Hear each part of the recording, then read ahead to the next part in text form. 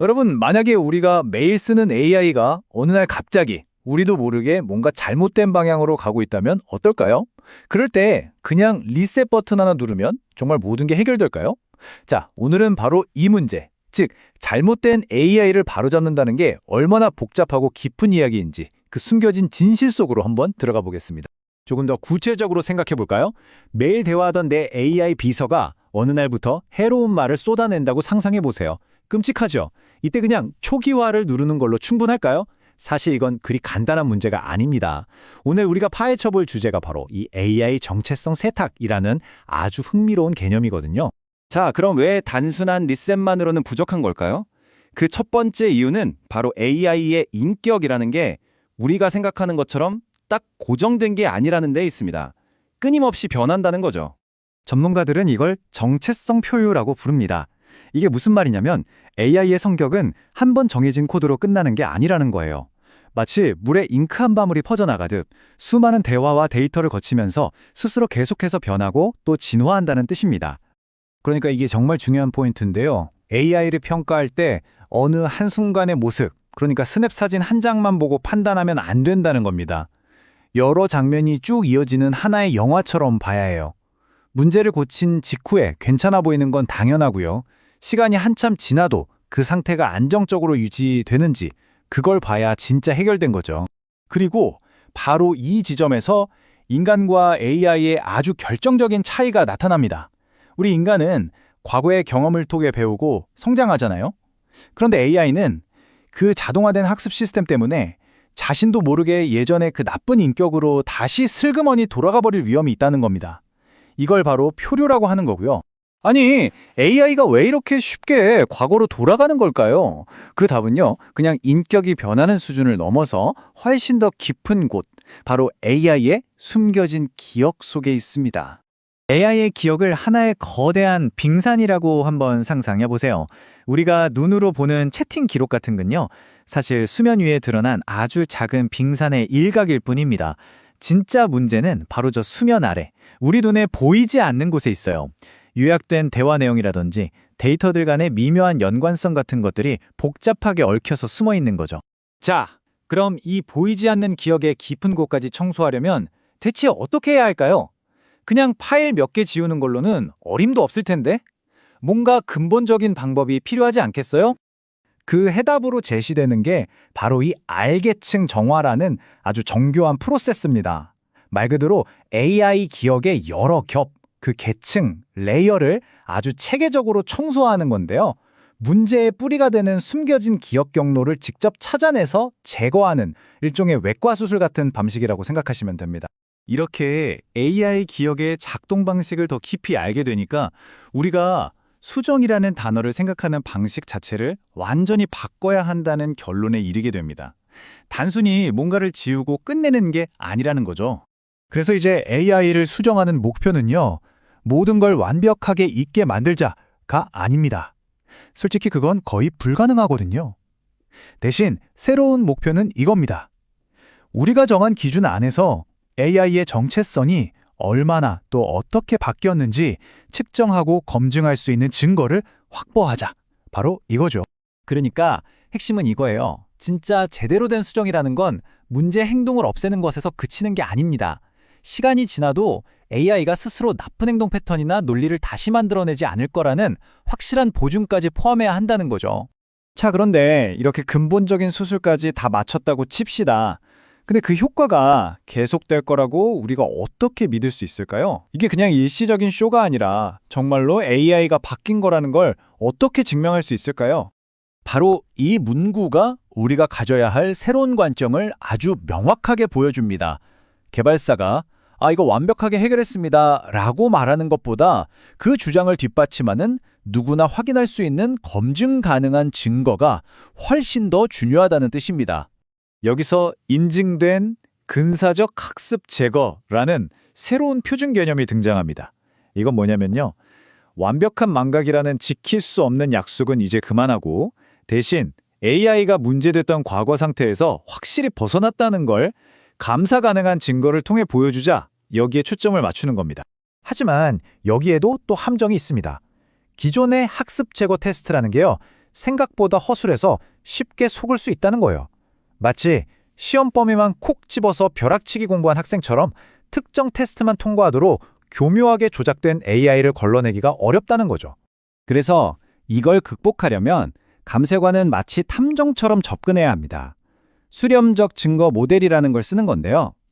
하나의 증거만 보지 않고 행동 패턴은 어떤지, 원래 하던 유용한 기능은 멀쩡한지, 스트레스를 줬을 때도 괜찮은지, 이런 여러 종류의 테스트 결과를 다 모아서 전체적인 그림을 맞추는 거죠. 그리고 여기에 더해서 완전히 독립적인 제3자가 AI의 출처를 검사하는 과정이 필수적입니다. 이건 개발사가 문제됐던 AI를 그냥 이름만 살짝 바꿔서 이거 새로운 AI입니다 하고 내놓는 그런 AI 정체성 세탁을 막는 아주 중요한 외부 감시 장치가 되는 겁니다. 자, 지금까지 좀 기술적인 이야기들이 나와 봤는데요. 이제 이 모든 것들이 우리와 AI의 미래에 왜 그렇게까지 중요한지 그 핵심을 한번 짚어보겠습니다. 결론은 사실 아주 명확합니다. 앞으로 AI가 우리 삶에 더 깊숙이 들어와서 중요한 파트너가 될수록 우리의 신뢰는 그냥 눈에 보이는 리셋 버튼 하나에 의존해서는 안 된다는 겁니다. 보이지 않는 곳까지 철저하게 검증하는 그런 시스템 위에 세워져야만 진짜 신뢰라고 할 수 있겠죠. 오늘 우리가 함께 살펴본 이 접근 방식은요, 막연한 약속에만 기대던 시대를 끝내고 강력한 검증과 독립적인 감사를 통해서 신뢰를 쌓아가는 새로운 시대로 나아가는 길을 보여주고 있습니다. AI의 과거를 얼마든지 숨길 수 있는 세상에서 우리가 AI를 믿는다는 건 대체 뭘 의미할까요? 이 강력한 기술이 우리 삶 곳곳으로 스며드는 지금, 이 질문은 단지 기술자들뿐만 아니라 바로 우리 모두에게 던져진 아주 중요한 화두가 아닐까 싶습니다. 여러분의 생각은 어떠신가요? 혹시 여러분 AI 비서가 업데이트되고 나서 얘 좀 달라졌는데? 하는 느낌 받아본 적 없으세요?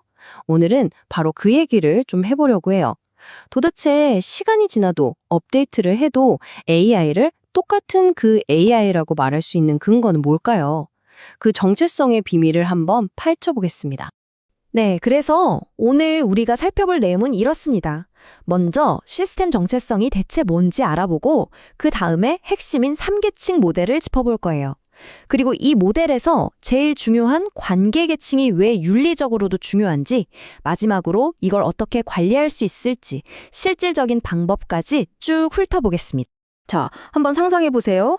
여러분이 매일 쓰는 스마트 비서가 있는데 이걸 새 기계로 바꾸고 소프트웨어도 싹 다 초기화했다고 쳐요.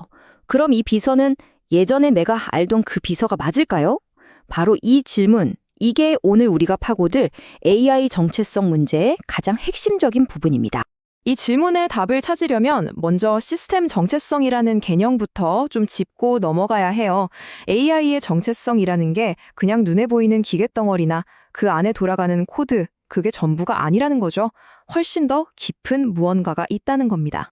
근데 왜 AI 정체성을 굳이 이렇게 따져봐야 할까요?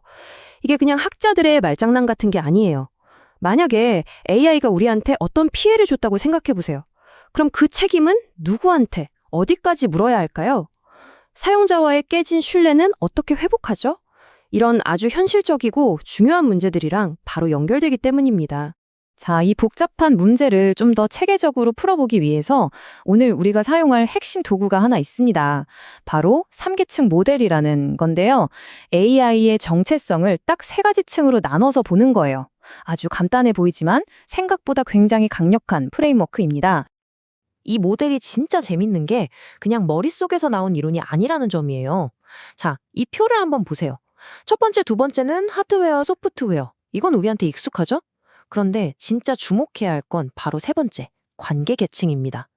여기가 바로 사용자와의 대화 기록이라던가 요즘 많이 쓰는 RAG 기술의 기반 데이터처럼 AI가 우리와의 추억이나 역사를 저장하는 부분이랑 직접 연결되는 곳이거든요. 첫 번째는 하드웨어 계층. 이건 아주 간단하죠. 눈으로 보고 손으로 만질 수 있는 그 기계 자체예요.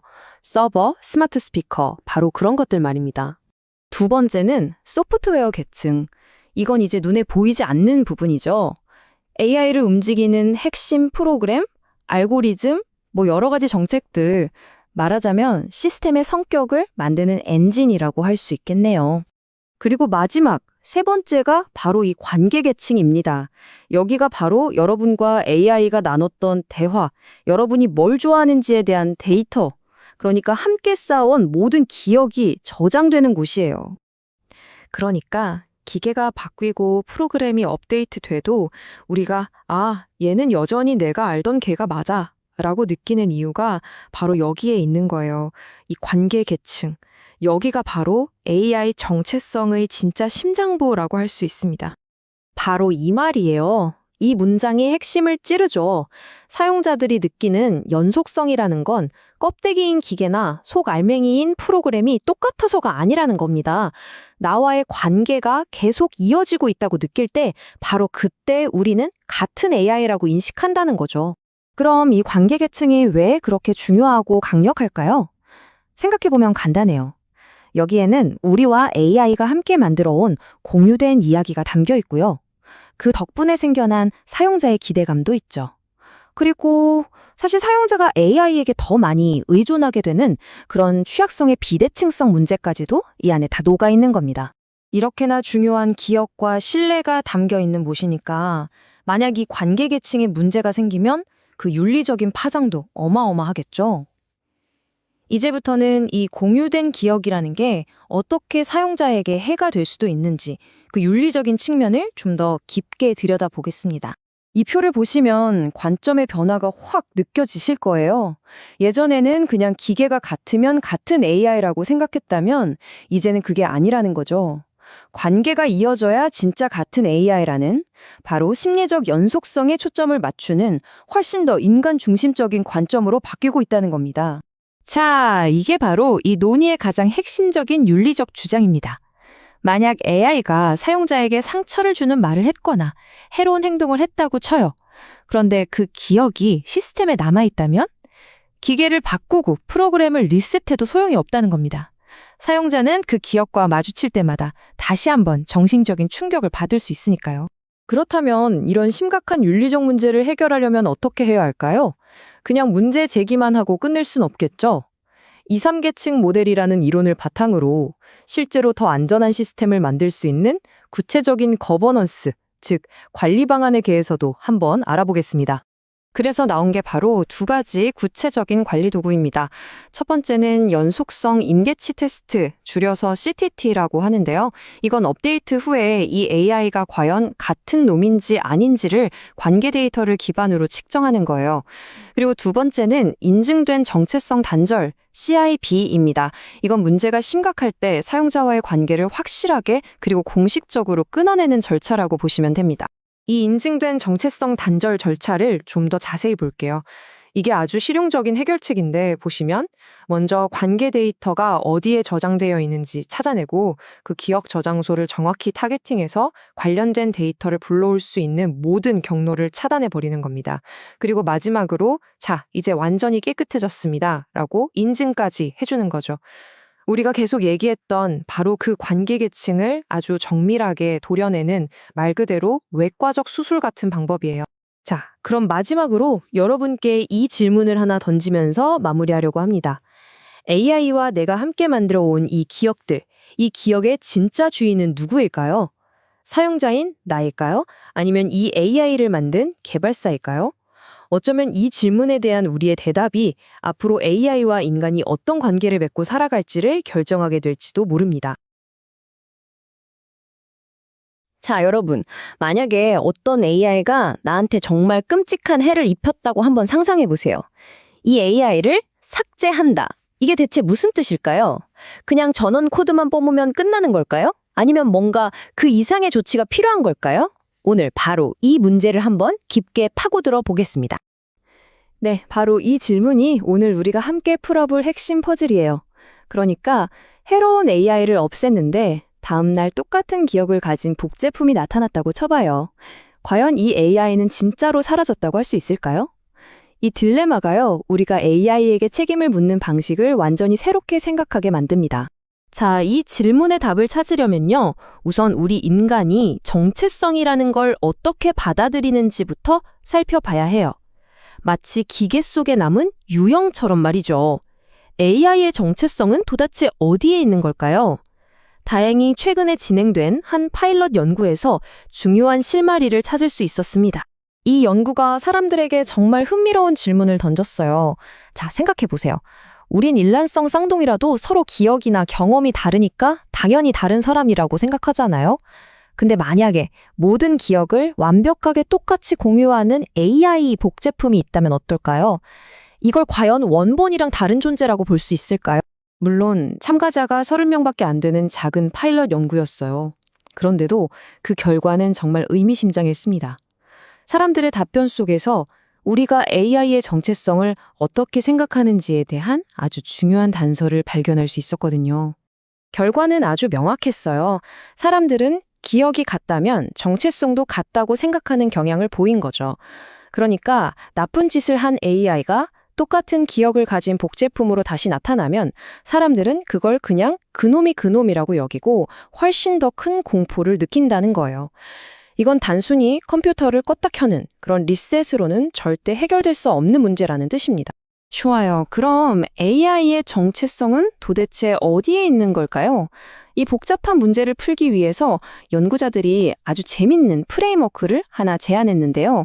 AI의 정체성을 3개의 층으로 나눠서 보는 겁니다. 자, 첫 번째 층, 가장 바깥에 있는 하드웨어 계층입니다. 이건 뭐 간단해요. AI가 돌아가는 서버나 로봇 본체 같은 눈에 보이는 물리적인 몸이라고 생각하시면 돼요. 가장 확실하고 단순한 부분이죠.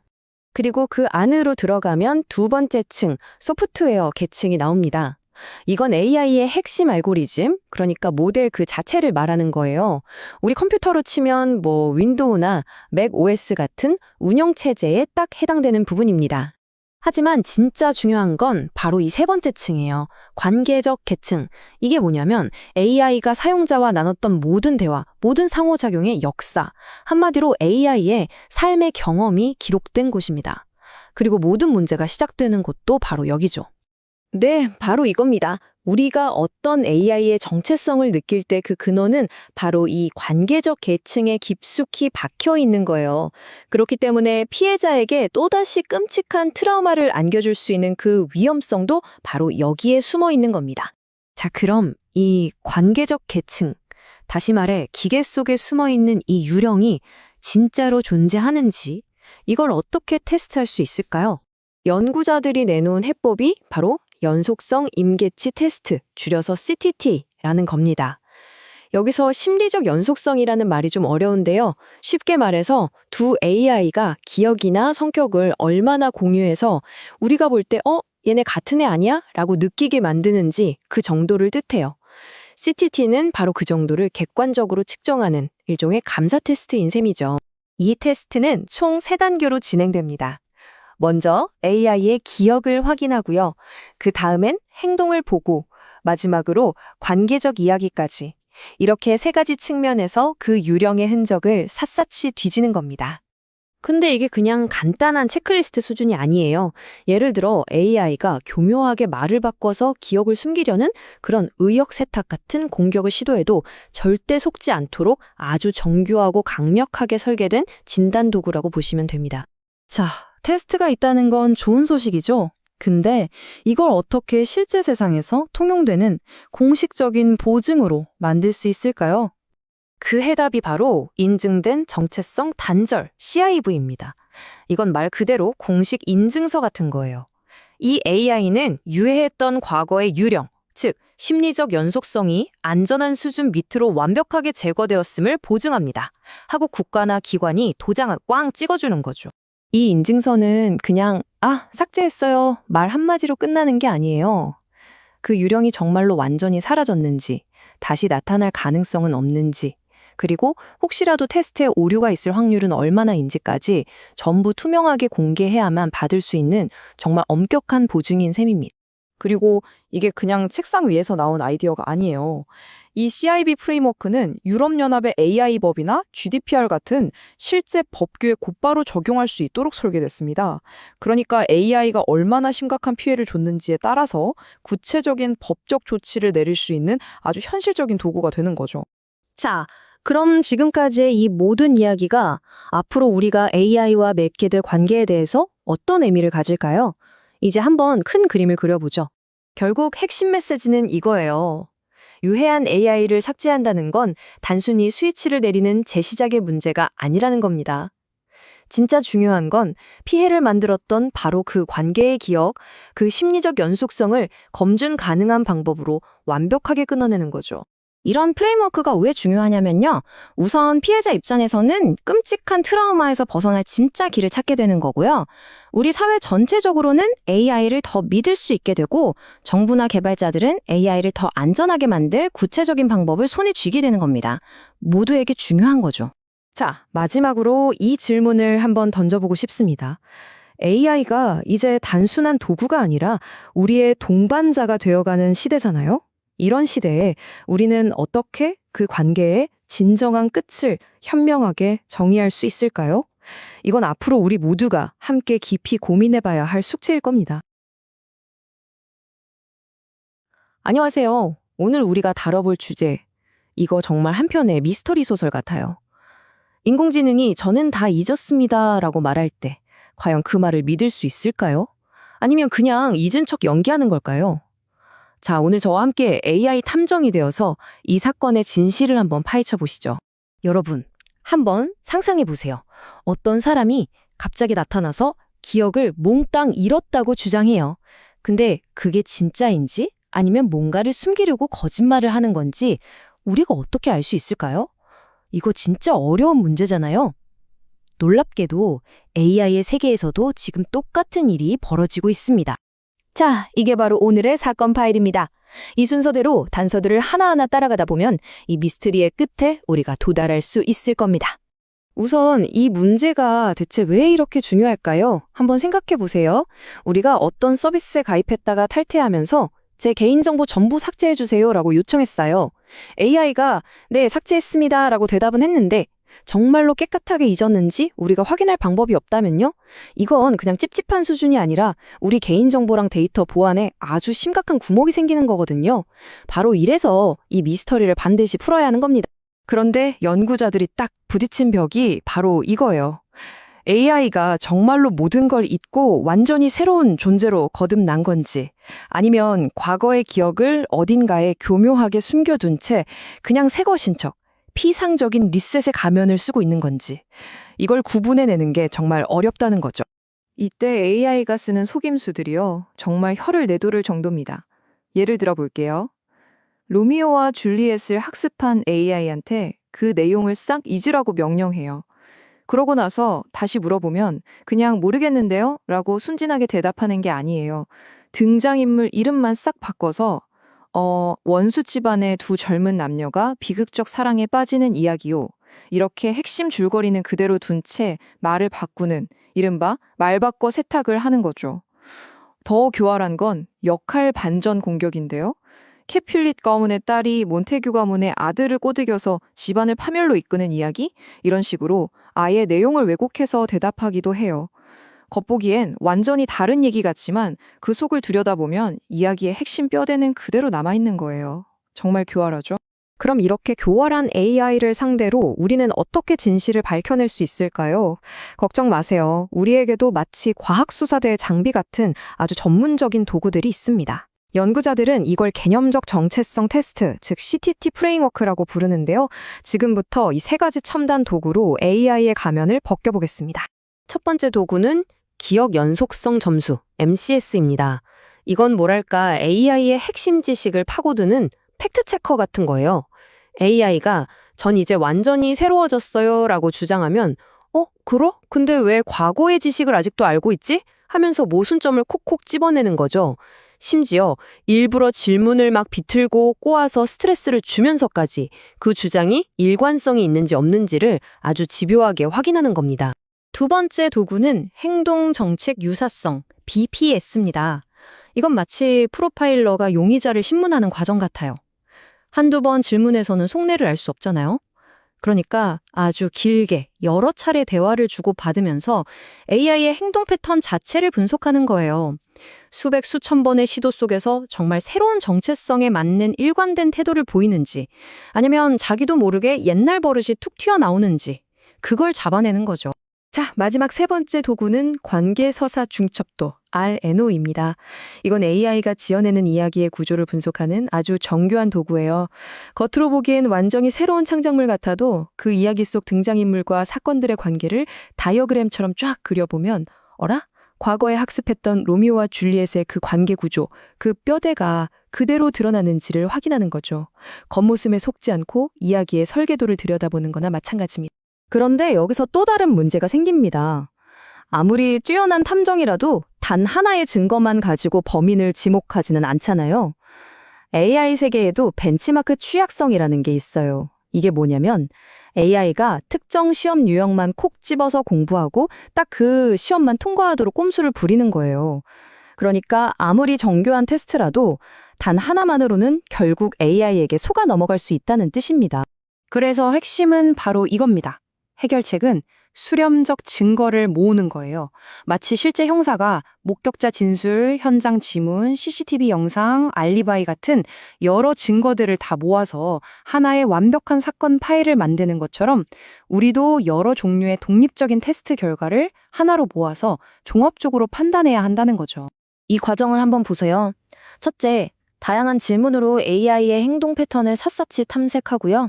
둘째, 과거에 잘했던 번역이나 코딩 같은 작업을 여전히 잘하는지, 즉 능력이 남아있는지를 확인해요.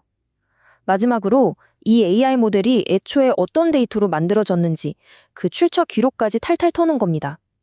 이렇게 완전히 다른 종류의 증거들을 종합해서 판단하는 상위 규칙, 이걸 메타 프로토콜이라고 부르는데요. 이걸 적용하면 거짓말하는 AI가 빠져나갈 구멍은 사실상 사라지는 거죠. 자, 이제 판결의 시간입니다.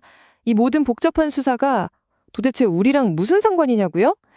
AI의 정체성을 이렇게까지 해서 증명하는 건요, 단순히 기술적인 성공을 넘어서 우리 모두의 삶에 직접적인 영향을 미치는 아주 중요한 일입니다. 이게 왜 그렇게 중요하냐면요, 바로 여러분의 데이터가 삭제됐습니다 라는 말뿐이 아니라 진짜로 삭제되었음을 증명받을 수 있게 되기 때문이에요. 또 AI가 보안 업데이트를 했다고 할 때 그게 진짜인지 아닌지 확인할 수 있게 되고요. 이건 결국 AI를 만드는 회사들에게 명확한 책임을 묻고 우리가 정말 믿고 쓸 수 있는 AI 시스템을 만드는 첫걸음이 되는 겁니다. 최종 목표는 바로 이거예요. 감사 가능한 정체성 분기, 즉 AI가 과거의 자신과 명백하게 달라졌음을 누구나 검증할 수 있는 상태에 도달하는 것. 오늘 우리가 파헤친 이 사건의 경문을 한 문장으로 요약하자면 바로 이겁니다. AI가 잊었다고 하는 그 약속, 그것만으로는 더 이상 충분하지 않습니다. 우리에겐 차갑고 명백한 증거가 필요합니다. 마지막으로 여러분께 이 질문을 하나 던지면서 마무리하려고 합니다. 만약 우리가 기술적으로 AI가 무언가를 확실하게 잊도록 만들 수 있게 된다면 그 다음 질문은 뭘까요? 바로 이겁니다. 무엇을 잊게 할 것인가? 그 중요한 결정은 과연 누가, 어떤 기준으로 내려야 할까요? 이건 기술을 넘어선 우리 모두가 함께 고민해야 할 문제가 아닐까 싶습니다. AI가 한번 배운 걸 다시 잊게 만들 수 있을까요? 더 중요한 질문이 있습니다. AI가 정말로 그걸 잊었는지 우리가 어떻게 확신할 수 있을까요? 자, 오늘 바로 이 흥미로운 문제를 한번 제대로 파헤쳐 보겠습니다. 사실 이 질문, 이게 그냥 신기하다 하고 넘어갈 문제가 아니거든요. AI 기술을 우리가 믿고 써도 되는지 안전한지에 대한 아주 근본적인 질문이에요. AI한테 뭔가를 잊게 만드는 것, 이걸 언러닝이라고 하는데요. 생각보다 훨씬 더 까다롭고 또 정말 중요한 문제입니다. 이게 왜 중요하냐면요, 바로 우리 현실 문제랑 직결되기 때문이에요. 예를 들어서 여러분의 개인정보를 AI 모델에서 깨끗하게 지워야 할 때, 혹은 AI가 뭔가 나쁜 편견을 배웠을 때 그걸 고쳐줘야 할 때 말이죠. 한번 상상해 보세요. AI가 잊었다고 했는데 사실은 어딘가에 다 기억하고 있다면, 와, 정말 큰일 나겠죠? 그래서 오늘 우리가 깊이 파고들 주제가 바로 이겁니다. AI의 기억상실 문제. 좀 더 전문적으로는 AI 언러닝이라고 불리는 개념이죠. AI 언러닝은 말 그대로 AI의 뇌에서 특정 기억만 콕 집어서 지우는 수술 같은 거예요. 이게 왜 좋냐면 모델 전체를 처음부터 다시 학습시키려면 몇 달이 걸릴 수도 있는데 그럴 필요 없이 딱 필요한 부분만 쏙 빼내는 거죠. 시간과 비용을 엄청나게 아낄 수 있겠죠. 근데 문제는 뭐냐? 진짜 제대로 지워졌는지 이걸 확인하는 게 이게 정말 어렵다는 겁니다. 그럼 이 어려운 걸 대체 어떻게 해결할 수 있을까요? 여기서 아주 흥미로운 아이디어가 하나 나옵니다. 어떤 연구팀이 인증 시스템을 제안한 거예요. AI가 저 이거 확실히 잊었습니다 하고 공식적으로 증명서를 발급받게 하자는 거죠. 이게 바로 CIB 주장이라는 건데요. 이름은 좀 어렵죠? 근데 내용은 진짜 간단해요. 이 AI는 특정 정보를 완벽하게 잊었고요. 앞으로는 그 정보 때문에 이상한 행동을 하지 않을 겁니다. 라고 공식 보증해주는 일종의 품질 보증서 같은 겁니다. 와, 진짜 좋은 생각 같죠? 그런데 이야기는 이제부터가 진짜입니다.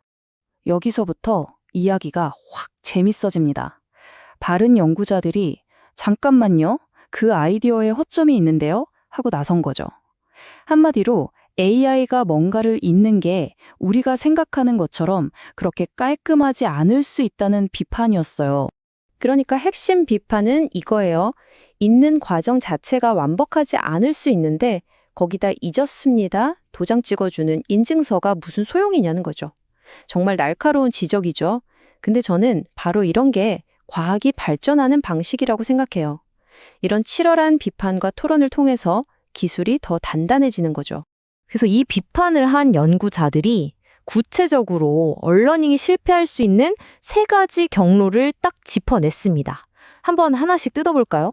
자, 첫 번째가 자녀 지식 접근이라는 건데요. 이건 말이죠. 분명히 기억을 지웠다고 생각했는데 뭔가 희미한 잔상, 그러니까 디지털 유령 같은 게 남아있는 거예요. 그래서 이게 AI의 답변에 슬쩍슬쩍 영향을 미치는 거죠. 이건 제대로 잊은 게 아니잖아요. 두 번째는 일반화 유출입니다. 이건 또 뭐냐면요. 예를 들어서 AI한테 아무개의 집 주소를 잊어 라고 시켰어요. 근데 그 사람의 직업이나 가족 같은 다른 정보는 기억하고 있는 거죠. 그럼 어떻게 될까요? 질문을 막 교묘하게 던져서 그 주변 정보들을 조합하면 원래 잊으라고 했던 집 주소를 알아낼 수도 있게 되는 거예요. 정보가 다른 길로 줄줄 새는 거죠. 자, 마지막 3번째, 과잉 거부. 이건 좀 반대되는 경우인데요. 마치 선생님한테 한번 크게 혼난 학생이 비슷한 질문만 나와도 그냥 겁먹고 입을 꾹 닫아버리는 거랑 비슷해요. AI가 너무 조심스러워진 나머지 전혀 문제 없는 안전한 질문에까지 답을 안 해버리는 거죠. 이것도 분명 문제잖아요. 자, 이렇게 날카로운 지적들이 나왔는데 그럼 원래 아이디어를 냈던 연구팀은 어떻게 했을까요? 아닌데요 하고 싸웠을까요? 놀랍게도 정반대였습니다. 그 비판을 전부 받아들이고 오히려 자신들의 아이디어를 훨씬 더 강력하게 업그레이드 했어요. 이 연구팀의 반응이 정말 멋있었어요. 방어하기 바빴던 게 아니라 네, 맞습니다. 지적해 주신 내용들을 반영해서 시스템을 더 보완하겠습니다. 이렇게 나온 거죠. 진짜 이게 바로 과학이 발전하는 모습 아니겠어요? 서로 비판하고 보완하면서 더 완벽한 걸 만들어내는 과정이죠. 그래서 이 팀이 내놓은 새로운 계획이 바로 이 3단계입니다. 첫째, 실패할 수 있는 유형들을 전부 다 목록으로 만들고, 둘째, 인증을 받으려면 어떤 조건을 만족해야 하는지 명확하게 하고, 마지막으로 이걸 제대로 지켰는지 아주 빡빡하게 감사를 요구하는 거죠. 이 새로운 감사 시스템을 좀 더 들여다보면요. 크게 3가지를 봅니다. 첫 번째, 표적 탐사로 아까 말했던 그 디지털 유령이 남아있는지 샅샅이 뒤져보는 거예요. 그리고 두 번째, 과잉 거부율을 봐서 AI가 너무 쫄보가 되지는 않았는지 체크하고요. 마지막으로 이 모든 걸 합쳐서 언러닝 품질 점수를 딱 매기는 겁니다. 그래서 얼마나 잘 잊었는지 객관적인 성적표를 받아보는 거죠. 자, 그러니까 이제 핵심은 이거예요. 이 인증서가 그냥 종이 쪼가리가 아니라 진짜 힘을 갖게 된 겁니다. 이 까다로운 감사를 통과해야만 이 AI 합격, 안전하게 잊었습니다. 도장을 받을 수 있는 거고, 만약 여기서 떨어진다? 그럼 인증서는 그냥 바로 거부되거나 취소되는 거죠. 아주 확실해졌죠. 자, 여기까지 들으시면 와, 되게 복잡하네 싶으실 텐데요. 근데 이 모든 논의가 우리 실생활에 도대체 왜 중요할까요? 잠시만 시야를 넓혀서 큰 그림을 한번 보시죠. 이건 그냥 연구자들끼리 하는 학술적인 토론이 아니에요. 우리가 앞으로 AI를 믿고 우리 삶에 들여놓으려면 반드시 필요한 신뢰의 기반을 다지는 작업인 겁니다. 생각해보세요. 이 기술이 있으면요. 우리가 흔히 말하는 이칠 권리를 진짜 기술적으로 보장할 수 있게 되고요. AI가 이상한 편견을 배우면 그것만 쑥 골라서 지울 수도 있죠. 또 혹시나 해킹당해도 중요한 개인정보는 이미 잊었으니까 더 안전해지고요. 한마디로 AI에 붙여주는 안전 인증 마크 같은 걸 만드는 과정이라고 보시면 돼요. 자, 오늘 이야기를 마무리하면서 이 질문을 한번 던져보고 싶어요. 앞으로 AI는 점점 더 똑똑해지고 더 많은 걸 알게 될 겁니다. 그런데 어쩌면 AI가 뭘 아는지보다 AI가 뭘 모르는지, 그리고 뭘 확실히 잊었는지를 우리가 증명할 수 있는 능력이 더 중요해지는 시대가 오지 않을까요? 이 부분에 대해서는 여러분도 한번 생각해 보시면 좋겠습니다. AI한테 특정 정보를 잊어버려 라고 명령할 수는 있죠. 근데 그 명령이 진짜 완벽하게 수행됐는지 그걸 어떻게 증명할 수 있을까요? 바로 이 질문에서부터 신뢰할 수 있는 AI를 향한 아주 중요한 여정이 시작됩니다. 이번 시간에는 AI의 망각 기술, 그리고 그 신뢰성을 어떻게 확보할지에 대한 청사진을 한번 그려보겠습니다. AI한테 뭘 지우라고 시키는 건 뭐 간단하죠. 하지만 기억의 흔적조차 남지 않았다는 걸 증명하는 건 이건 완전히 다른 차원의 문제입니다. 이게 바로 우리가 오늘 풀어야 할 핵심 과제라고 할 수 있겠네요. 맞아요. 이게 그냥 기술적인 문제를 넘어서요. 개인의 존엄성, 그리고 안전과도 직결되는 문제거든요. 그래서 전문가들이 기존 방식에 대해서 아주 날카로운 비판 2가지를 제기합니다. 자, 지금부터 그 비판이 뭔지, 그리고 해결책은 뭔지 하나씩 파헤쳐보겠습니다. 자, 첫 번째 문제는 이겁니다. 대체 어느 정도를 잊어야 충분히 잊었다고 할 수 있는가? 이 기준선 설정의 문제예요. 비평가들은 지금의 기준이 한마디로 너무 주먹구구식이다, 너무 임의적이다, 이렇게 지적하고 있습니다. 바로 이 지점에서 문제의 본질이 확 바뀝니다. 망각의 기준을 정하는 게 더 이상 개발자 혼자 결정할 기술적인 문제가 아니라는 거죠. 현실 세계에서 발생할 수 있는 피해 비용까지 전부 고려해야 하는 아주 중요한 거버넌스, 즉 지리구조의 영역으로 넘어가는 겁니다. 이 비유가 정말 딱 들어맞죠. AI가 잊어야 할 걸 못 잊는 거짓 음성의 위험, 그리고 반대로 너무 많은 걸 잊어서 쓸모가 없어지는 거짓 양성의 위험, 이 양극단 사이에서 최적의 균형점을 찾아야만 하는 숙제를 안고 있는 겁니다. 그래서 등장한 해결책이 바로 비용 민감성 프레임워크입니다. 더 이상 임의의 숫자에 의존하지 말고 이 결정이 현실에 미치는 실제 피해 비용을 기준으로 삼자는 거죠. 이 프레임워크는 말 그대로 서로 상충하는 2가지 피해의 무게를 저울질하는 시스템입니다. 그러니까 망각에 실패했을 때의 사회적 비용과 너무 많이 잊었을 때의 사회적 비용을 명시적으로 계산해서 그 균형점을 찾아내는 훨씬 정교한 접근 방식인 거죠. 보세요. 한쪽 저울에는 개인의 존엄성에 대한 심각한 위협이 놓여 있고, 다른 한쪽에는 시스템 전체가 제대로 작동하지 않거나 법적인 문제에 휘말릴 수 있다는 무거운 추가 놓여 있습니다. 어느 한쪽도 가볍게 볼 수 없는 정말 어려운 균형 잡기인 셈이죠. 이 새로운 프로세스에서 가장 중요한 건 바로 3단계 이해관계자 자문입니다. 기술 전문가들끼리만 결정하는 게 아니라 이 결정으로 직접적인 영향을 받는 피해자나 임상의, 윤리학자 같은 사람들의 목소리를 직접 듣고 기준을 만든다는 점에서 정말 큰 진전이라고 할 수 있습니다. 결국 망각의 기준선이 더 이상 개발자 컴퓨터 안에 숨겨진 비밀 코드가 아니게 되는 겁니다. 투명하고 근거가 명확하고 또 사회적 합의에 따라서 언제든지 조정할 수 있는 정책 변수가 되는 거죠. 자, 그런데 기준을 잘 세웠다고 해도 아직 해결되지 않은 또 다른 근본적인 문제가 남아 있습니다. 2번째 문제는 훨씬 더 근본적입니다. AI가 정말 잊었는지 확인하는 그 테스트 자체를 우리가 과연 믿을 수 있냐는 거죠. 어쩌면 AI가 그냥 잊은 척, 연기하고 있는 건 아닐까요? 기존의 테스트 방식은 마치 족집게 과외를 받은 학생 같다고 할 수 있어요. 시험에 나올 문제 유형만 달달 외워서 테스트는 통과하는데 정작 개념은 하나도 이해하지 못한 거죠. AI가 이렇게 테스트만 통과하기 위해 잊은 척하는 걸 막을 방법이 절실히 필요합니다. 그래서 제시된 해결책은 단 하나의 완벽한 테스트를 찾는 게 아닙니다. 대신 여러 겹의 방어막을 치는 다층적 감사 시스템을 만드는 거죠. 어느 한 계층이 뚫려도 다른 계층에서 딱 잡아낼 수 있도록 말이에요. 첫 번째 방어막은 바로 수렴적 증거입니다.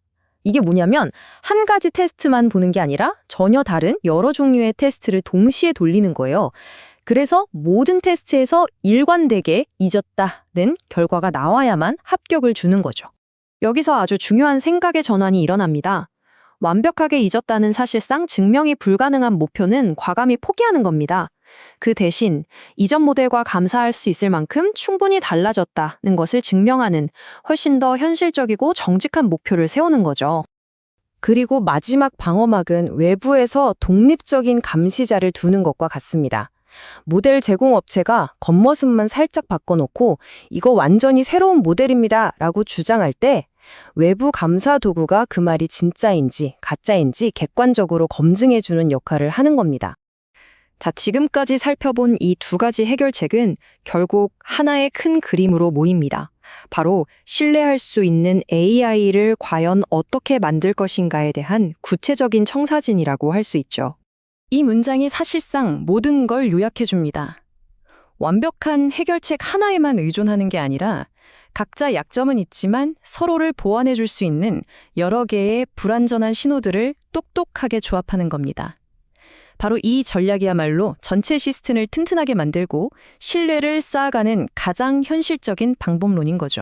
네, 완벽하다고 주장하는 대신 불완전함을 솔직하게 인정하고 그 불완전함을 여러 겹의 안전장치를 통해 관리하는 것. 이것이 우리가 오늘 이 분석을 통해 얻어야 할 가장 중요한 교훈이 아닐까 싶습니다. 이런 기술적인 논의를 넘어서 결국 이 질문은 우리 사회 전체가 함께 고민해야 할 숙제로 남습니다. 이 강력한 기술의 기억과 망각을 통제할 권한과 책임은 과연 누구에게 주어져야 할까요? 이 질문을 여러분께 남기면서 오늘 분석은 여기서 마치겠습니다. 자, 한번 생각해보죠. AI한테 무언가를 잊어버려라고 시키는 건 사실 꽤 간단합니다. 근데 그 명령이 정말로 실행됐는지, AI 기억 속에 그 데이터의 흔적이 정말 눈꼽만큼도 남아있지 않은지, 이걸 어떻게 증명할 수 있을까요? 오늘은 바로 이 기계학습 삭제라는 아주 까다롭지만 또 굉장히 중요한 문제를 한번 제대로 파헤쳐 보겠습니다. 근데 AI가 무언가를 정말로 잊었는지 우리가 어떻게 확신할 수 있을까요? 이게 그냥 단순한 기술적인 호기심이 아니에요. 우리 모두의 개인정보 보호 문제, 또 이칠 권리 같은 아주 현실적인 문제랑 직결되어 있거든요. AI가 네, 저 잊었습니다 라고 말할 때 우리가 그 말을 어떻게 믿고 검증할 수 있을까요? 자, 이 얘기를 하려면 먼저 기계학습 삭제라는 개념부터 알아야 하는데요. 아주 쉽게 말해서 훈련된 AI 모델에서 특정 데이터의 흔적을 싹 지우는 과정이에요. 그러니까 AI의 뇌에서 특정 기억을 도려내는 수술 같은 거라고나 할까요? 개인정보 보호가 점점 더 중요해지면서 이 기술에 대한 요구도 당연히 커지고 있죠. 그래서 오늘 우리는 이런 순서로 한번 파헤쳐 볼 겁니다. 먼저 삭제를 둘러싼 딜레마에서 시작해서 기존 시스템이 어떤 한계를 가지고 있었는지 살펴볼 거고요. 그리고 나서 더 강력한 프레임워크와 그 핵심 업그레이드 내용을 알아보고 마지막으로 이 모든 것을 아우르는 통합 감사 모델까지 쭉 훑어보겠습니다. 첫 번째, 삭제의 딜레마입니다. AI한테 데이터를 잊으라고 요청하는 건 할 수 있어요. 근데 그 요청이 제대로 실행됐는지, 즉 특정 정보의 흔적이 없다는 걸 증명하는 건 정말 어렵습니다. 이게 바로 없다는 걸 증명하는 것의 어려움이죠. 뭔가 있다는 걸 보여주긴 쉬운데 없다는 걸 증명하는 건 거의 불가능에 가깝잖아요. 그러면 예전에는 이걸 어떻게 확인했을까요? 벤치마크라고 부르는 일종의 표준 시험들이 있었는데요. 이제 왜 이 시스템에 금이 가기 시작했는지 그 근본적인 약점들을 한번 들여다보겠습니다. 문제의 핵심은 바로 이거예요. 기존의 표준 테스트, 그러니까 벤치마크는 너무 허술해서 AI가 너무 쉽게 속임수를 쓸 수 있다는 겁니다. 이건 마치 벼락치기 하는 학생이랑 똑같아요. 시험에 나올 문제만 달달 외워서 점수는 잘 받는데 정작 그게 무슨 뜻인지는 전혀 모르는 거죠. 자, 이 그림을 한번 보세요. 왼쪽처럼 AI 모델이 정해진 쉬운 테스트는 아주 가뿐하게 통과합니다. 그래서 보면 다 잊었구나 싶죠. 하지만 오른쪽을 보세요. 현실 세계처럼 예상치 못한 변수가 조금만 생겨도 그 숨어있던 게이터의 흔적이 스멀스멀 기어 나와서 결과를 완전히 망쳐버리는 겁니다. 이걸 바로 벤치마크 취약성이라고 부르는 거고요. 좀 더 구체적으로 어떤 문제들이 있냐면요. 첫째, 프로브 과적합. 모델이 진짜 정보를 읽는 게 아니라 그냥 시험 잘 보는 요령만 터득하는 거예요. 둘째, 분포 이동. 이건 뭐냐면 시험 문제가 현실 세계랑 너무 동떨어져 있어서 테스트 결과 자체가 아무 의미가 없어지는 경우입니다. 마지막으로 무예한 교란은 정말 황당한데요. 데이터에 아주 미세한, 눈에 보이지도 않는 변화만 줘도 테스트 결과가 완전히 뒤집혀버리는 현상을 말해요.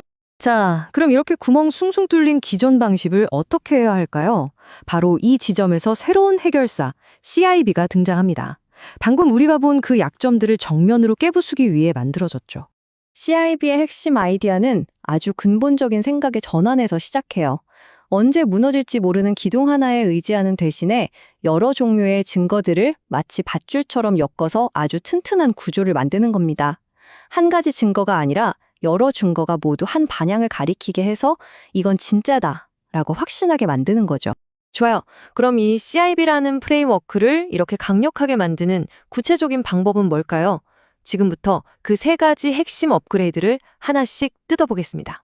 핵심은 딱 세 가지입니다.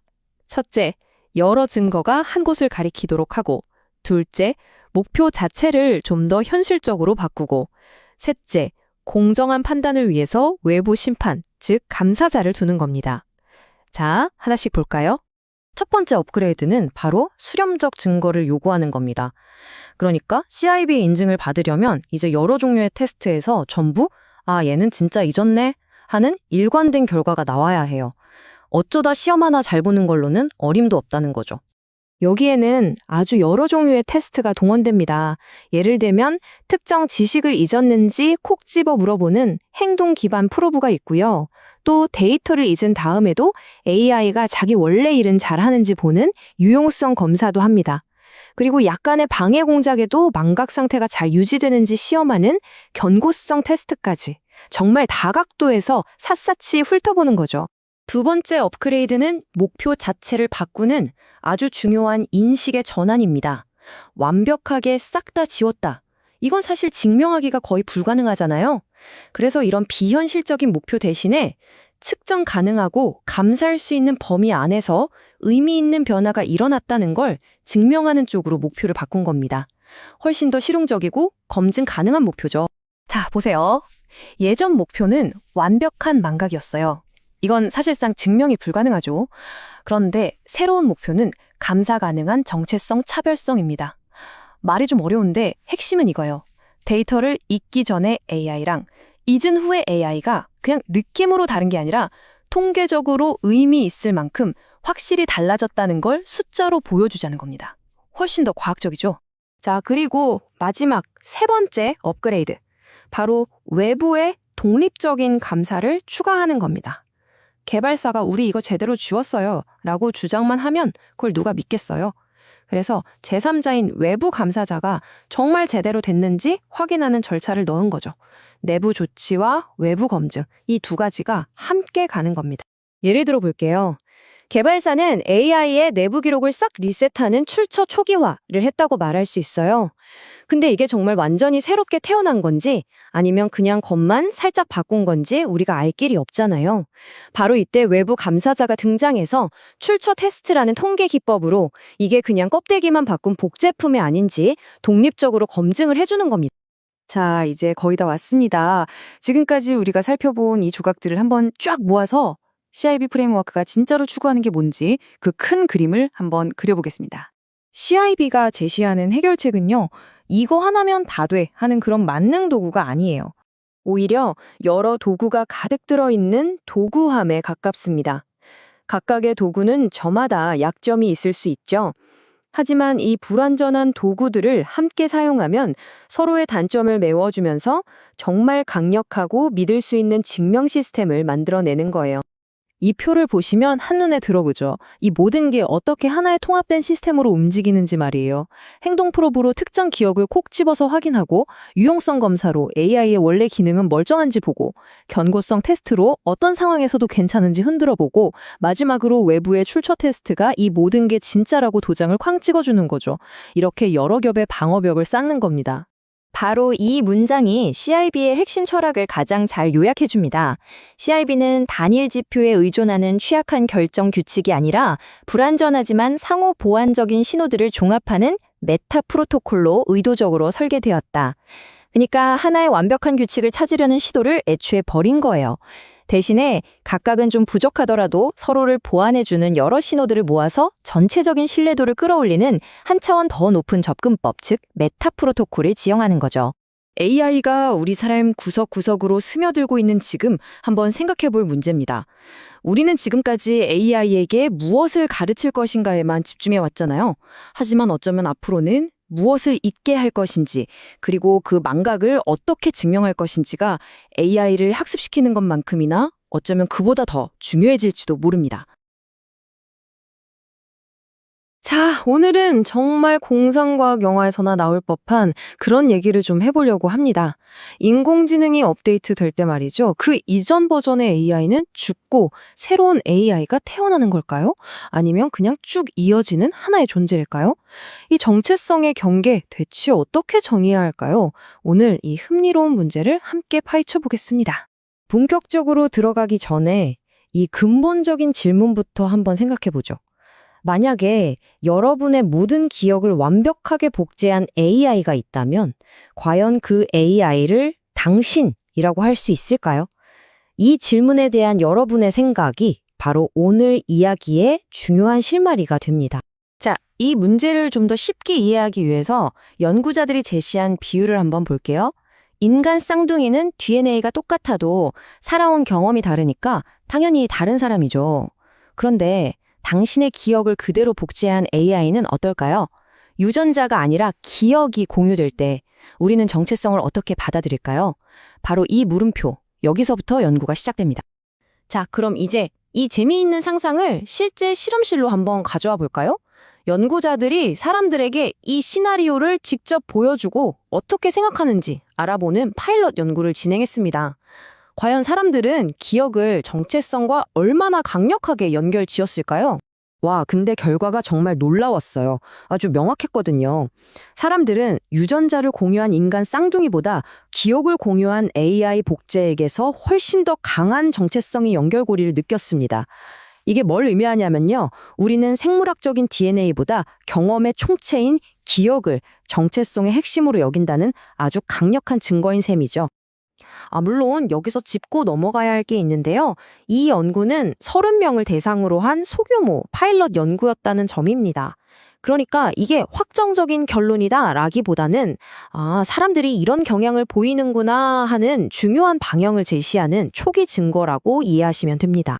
그럼에도 불구하고 이 연구가 우리에게 던지는 메시지는 아주 분명합니다. 사람들은 기억을 정체성과 정말 강력하게 연결시킨다는 것. 바로 이 점 때문에 진짜 심각한 문제가 생기는 거죠. AI를 리셋했을 때 그 정체성이 정말 끝났다는 걸 어떻게 증명할 수 있을까요? 여기에 대한 해결책이 필요해진 겁니다.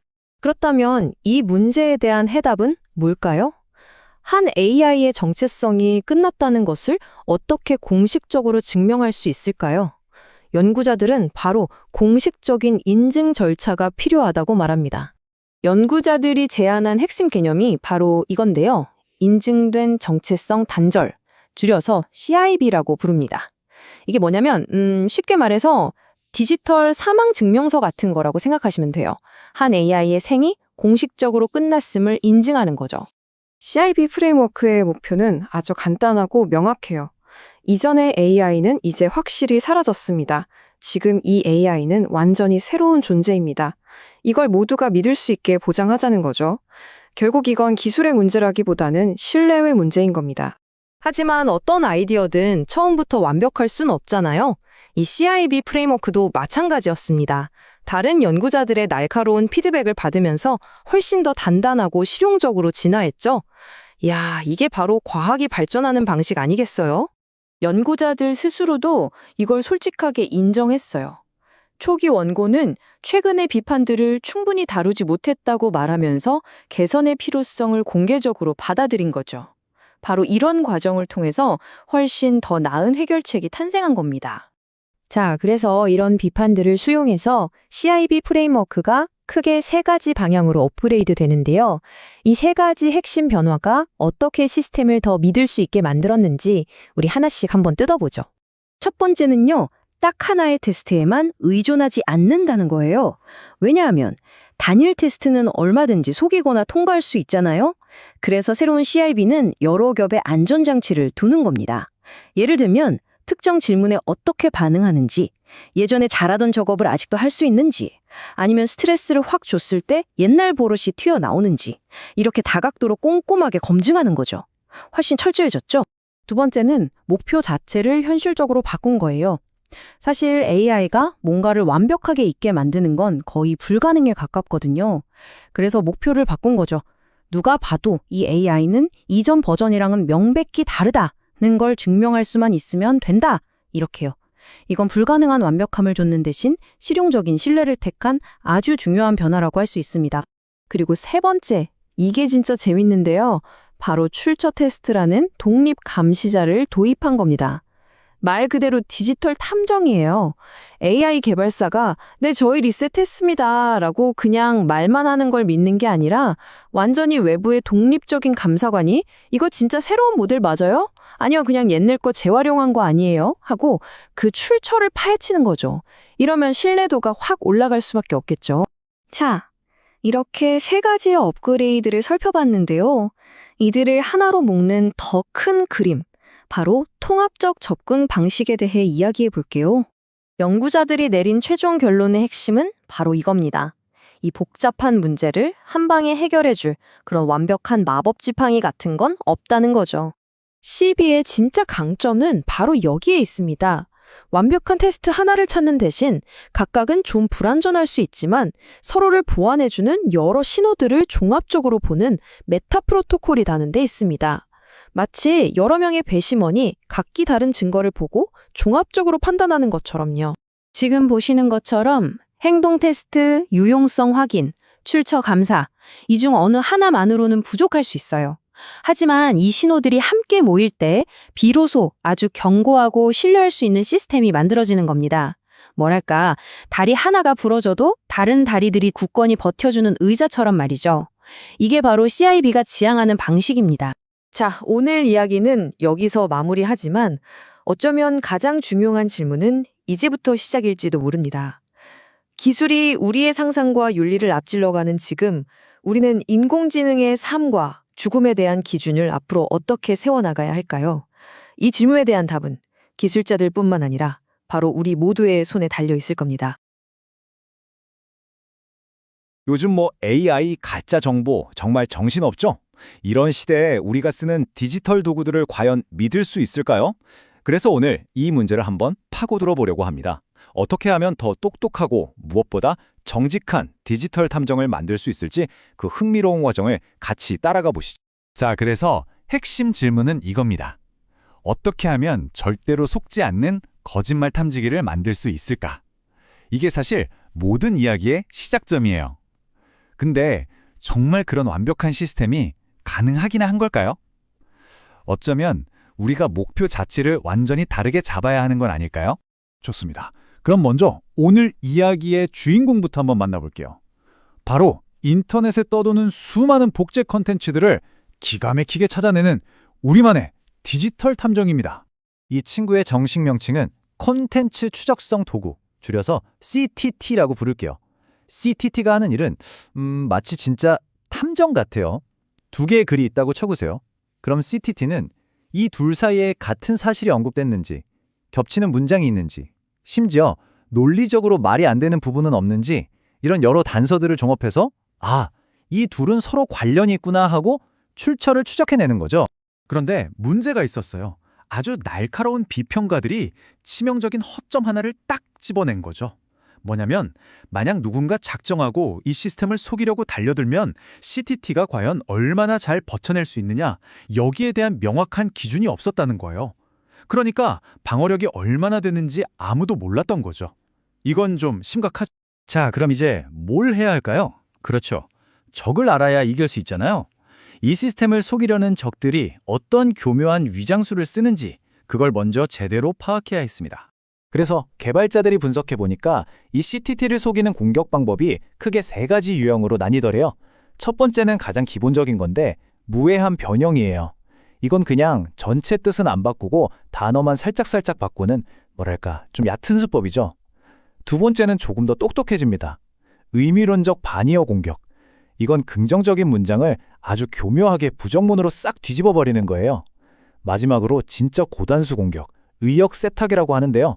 이건 아예 원본의 흔적을 지우려고 문장 전체를 완전히 새로 써버리는 겁니다. 이러면 잡기가 정말 힘들어지겠죠? 자, 이런 비판을 받으면 보통은 막 변명하거나 움츠러들기 마련인데 이 개발자들은 달랐어요. 오히려 이걸 기회로 삼아서 자기들의 디지털 탐정을 훨씬 더 강력하게 업그레이드할 계획을 세웁니다. 아주 영리한 3단계 계획이었죠. 이 새로운 방어 전략의 핵심은 바로 다층 방어입니다. 하나로 안 되면 여러 겹으로 막는 거죠. 첫 번째 층은 뭐냐면 한 명의 탐정이 아니라 여러 명의 탐정이 한 사건을 동시에 훑어보게 하는 거예요. 이걸 다중 인코더 앙상블이라고 하고요.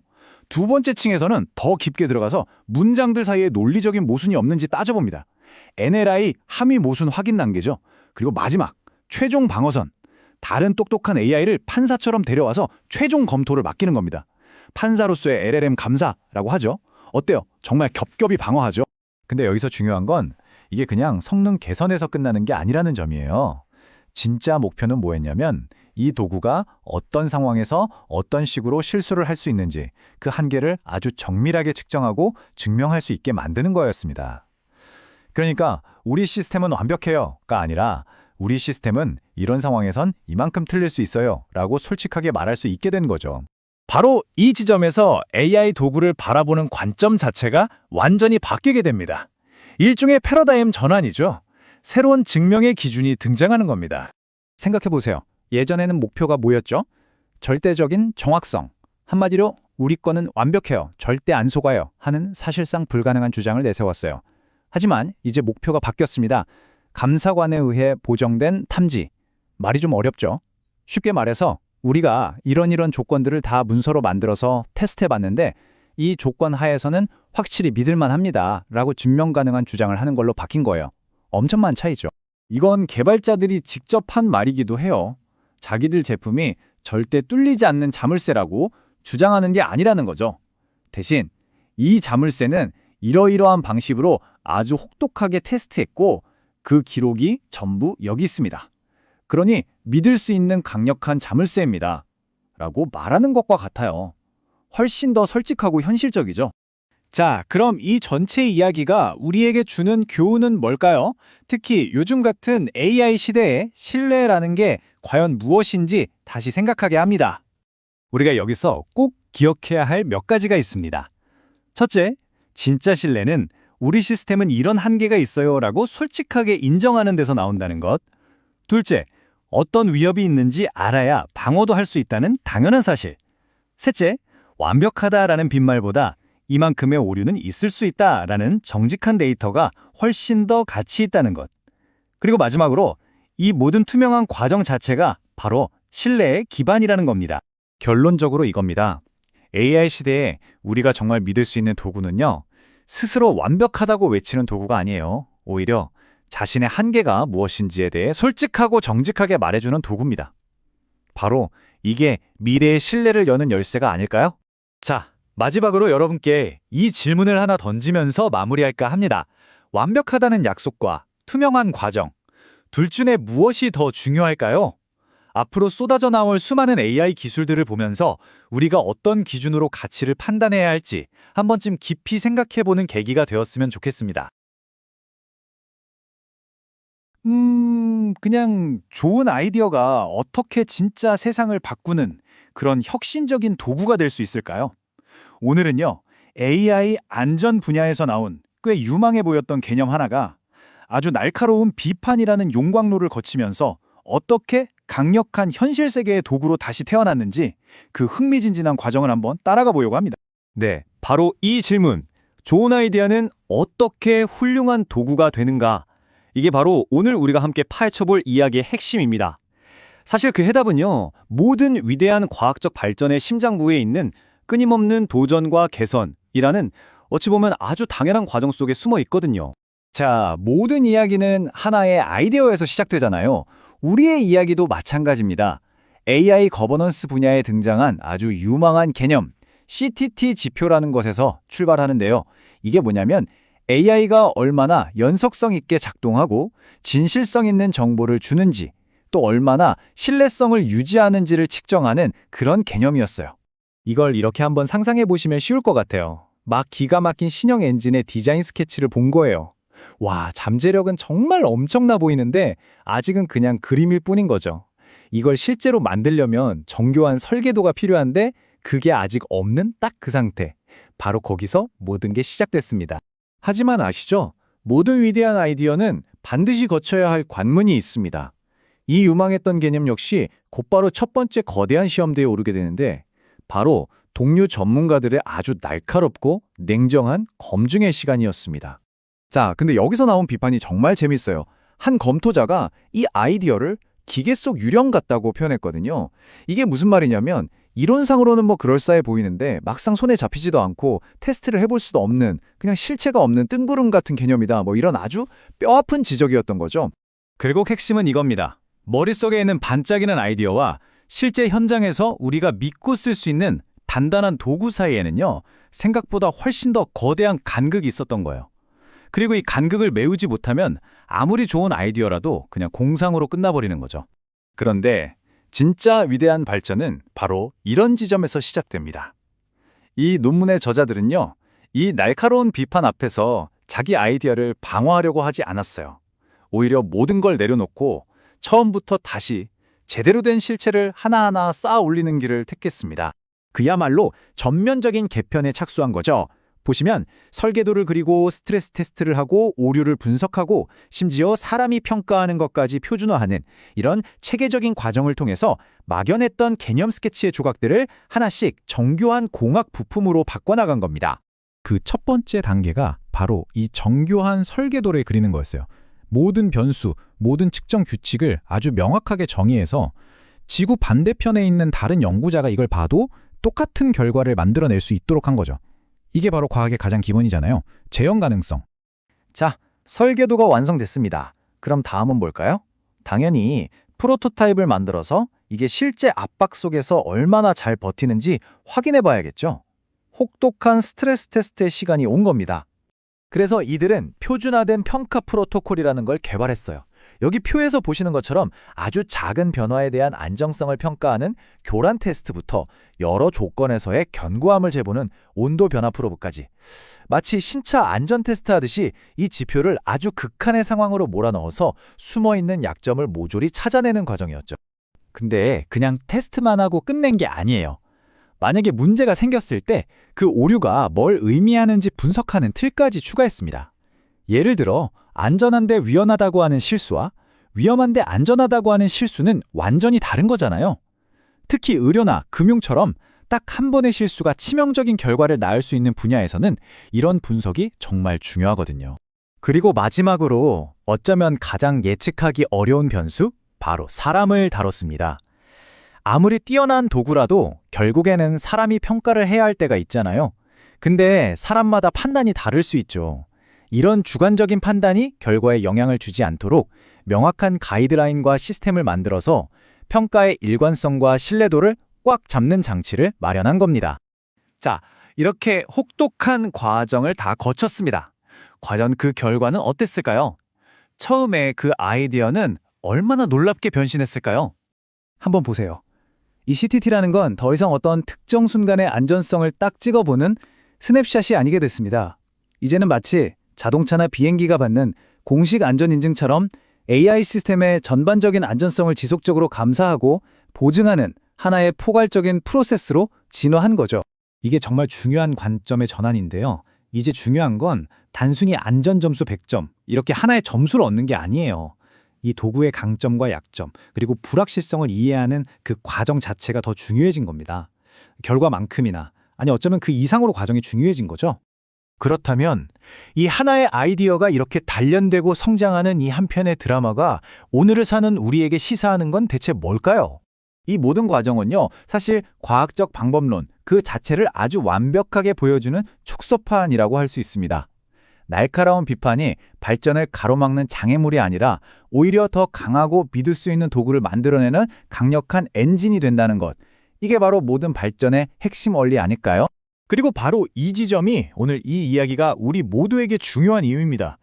우리가 먹는 약, 우리가 타는 비행기, 그리고 앞으로 우리 삶을 완전히 바꿔놓을 AI 시스템에 이르기까지 바로 이런 혹독한 검증과 개선의 과정이 있기 때문에 우리가 이 복잡한 기술들을 믿고 살아갈 수 있는 겁니다. 마지막으로 여러분께 이 질문 하나를 남기면서 오늘 이야기를 마무리할까 합니다. 모든 것이 코드로 만들어지는 이 세상에서 때로는 완벽한 정답보다도 판을 완전히 뒤엎는 그런 날카로운 질문 하나가 훨씬 더 큰 가치를 갖는 건 아닐까요? 안녕하세요. 과학적 아이디어가 우리에게 오기까지 그 무대 뒤에선 어떤 일이 벌어지는지 궁금했던 적 없으신가요? 오늘은 바로 그 과정을 들여다보려고 합니다. 동료 심사, 즉 비판이 어떻게 더 단단하고 훌륭한 과학을 만들어내는지 실제 사례를 통해 생생하게 파헤쳐 보겠습니다. 우리가 보통 과학하면 유레카 같은 번뜩이는 순간을 떠올리잖아요. 근데 과연 그게 전부일까요? 사실 과학의 진짜 힘은요, 처음부터 완벽한 정답을 내놓는 데 있는 게 아니에요. 오히려 그 반대죠.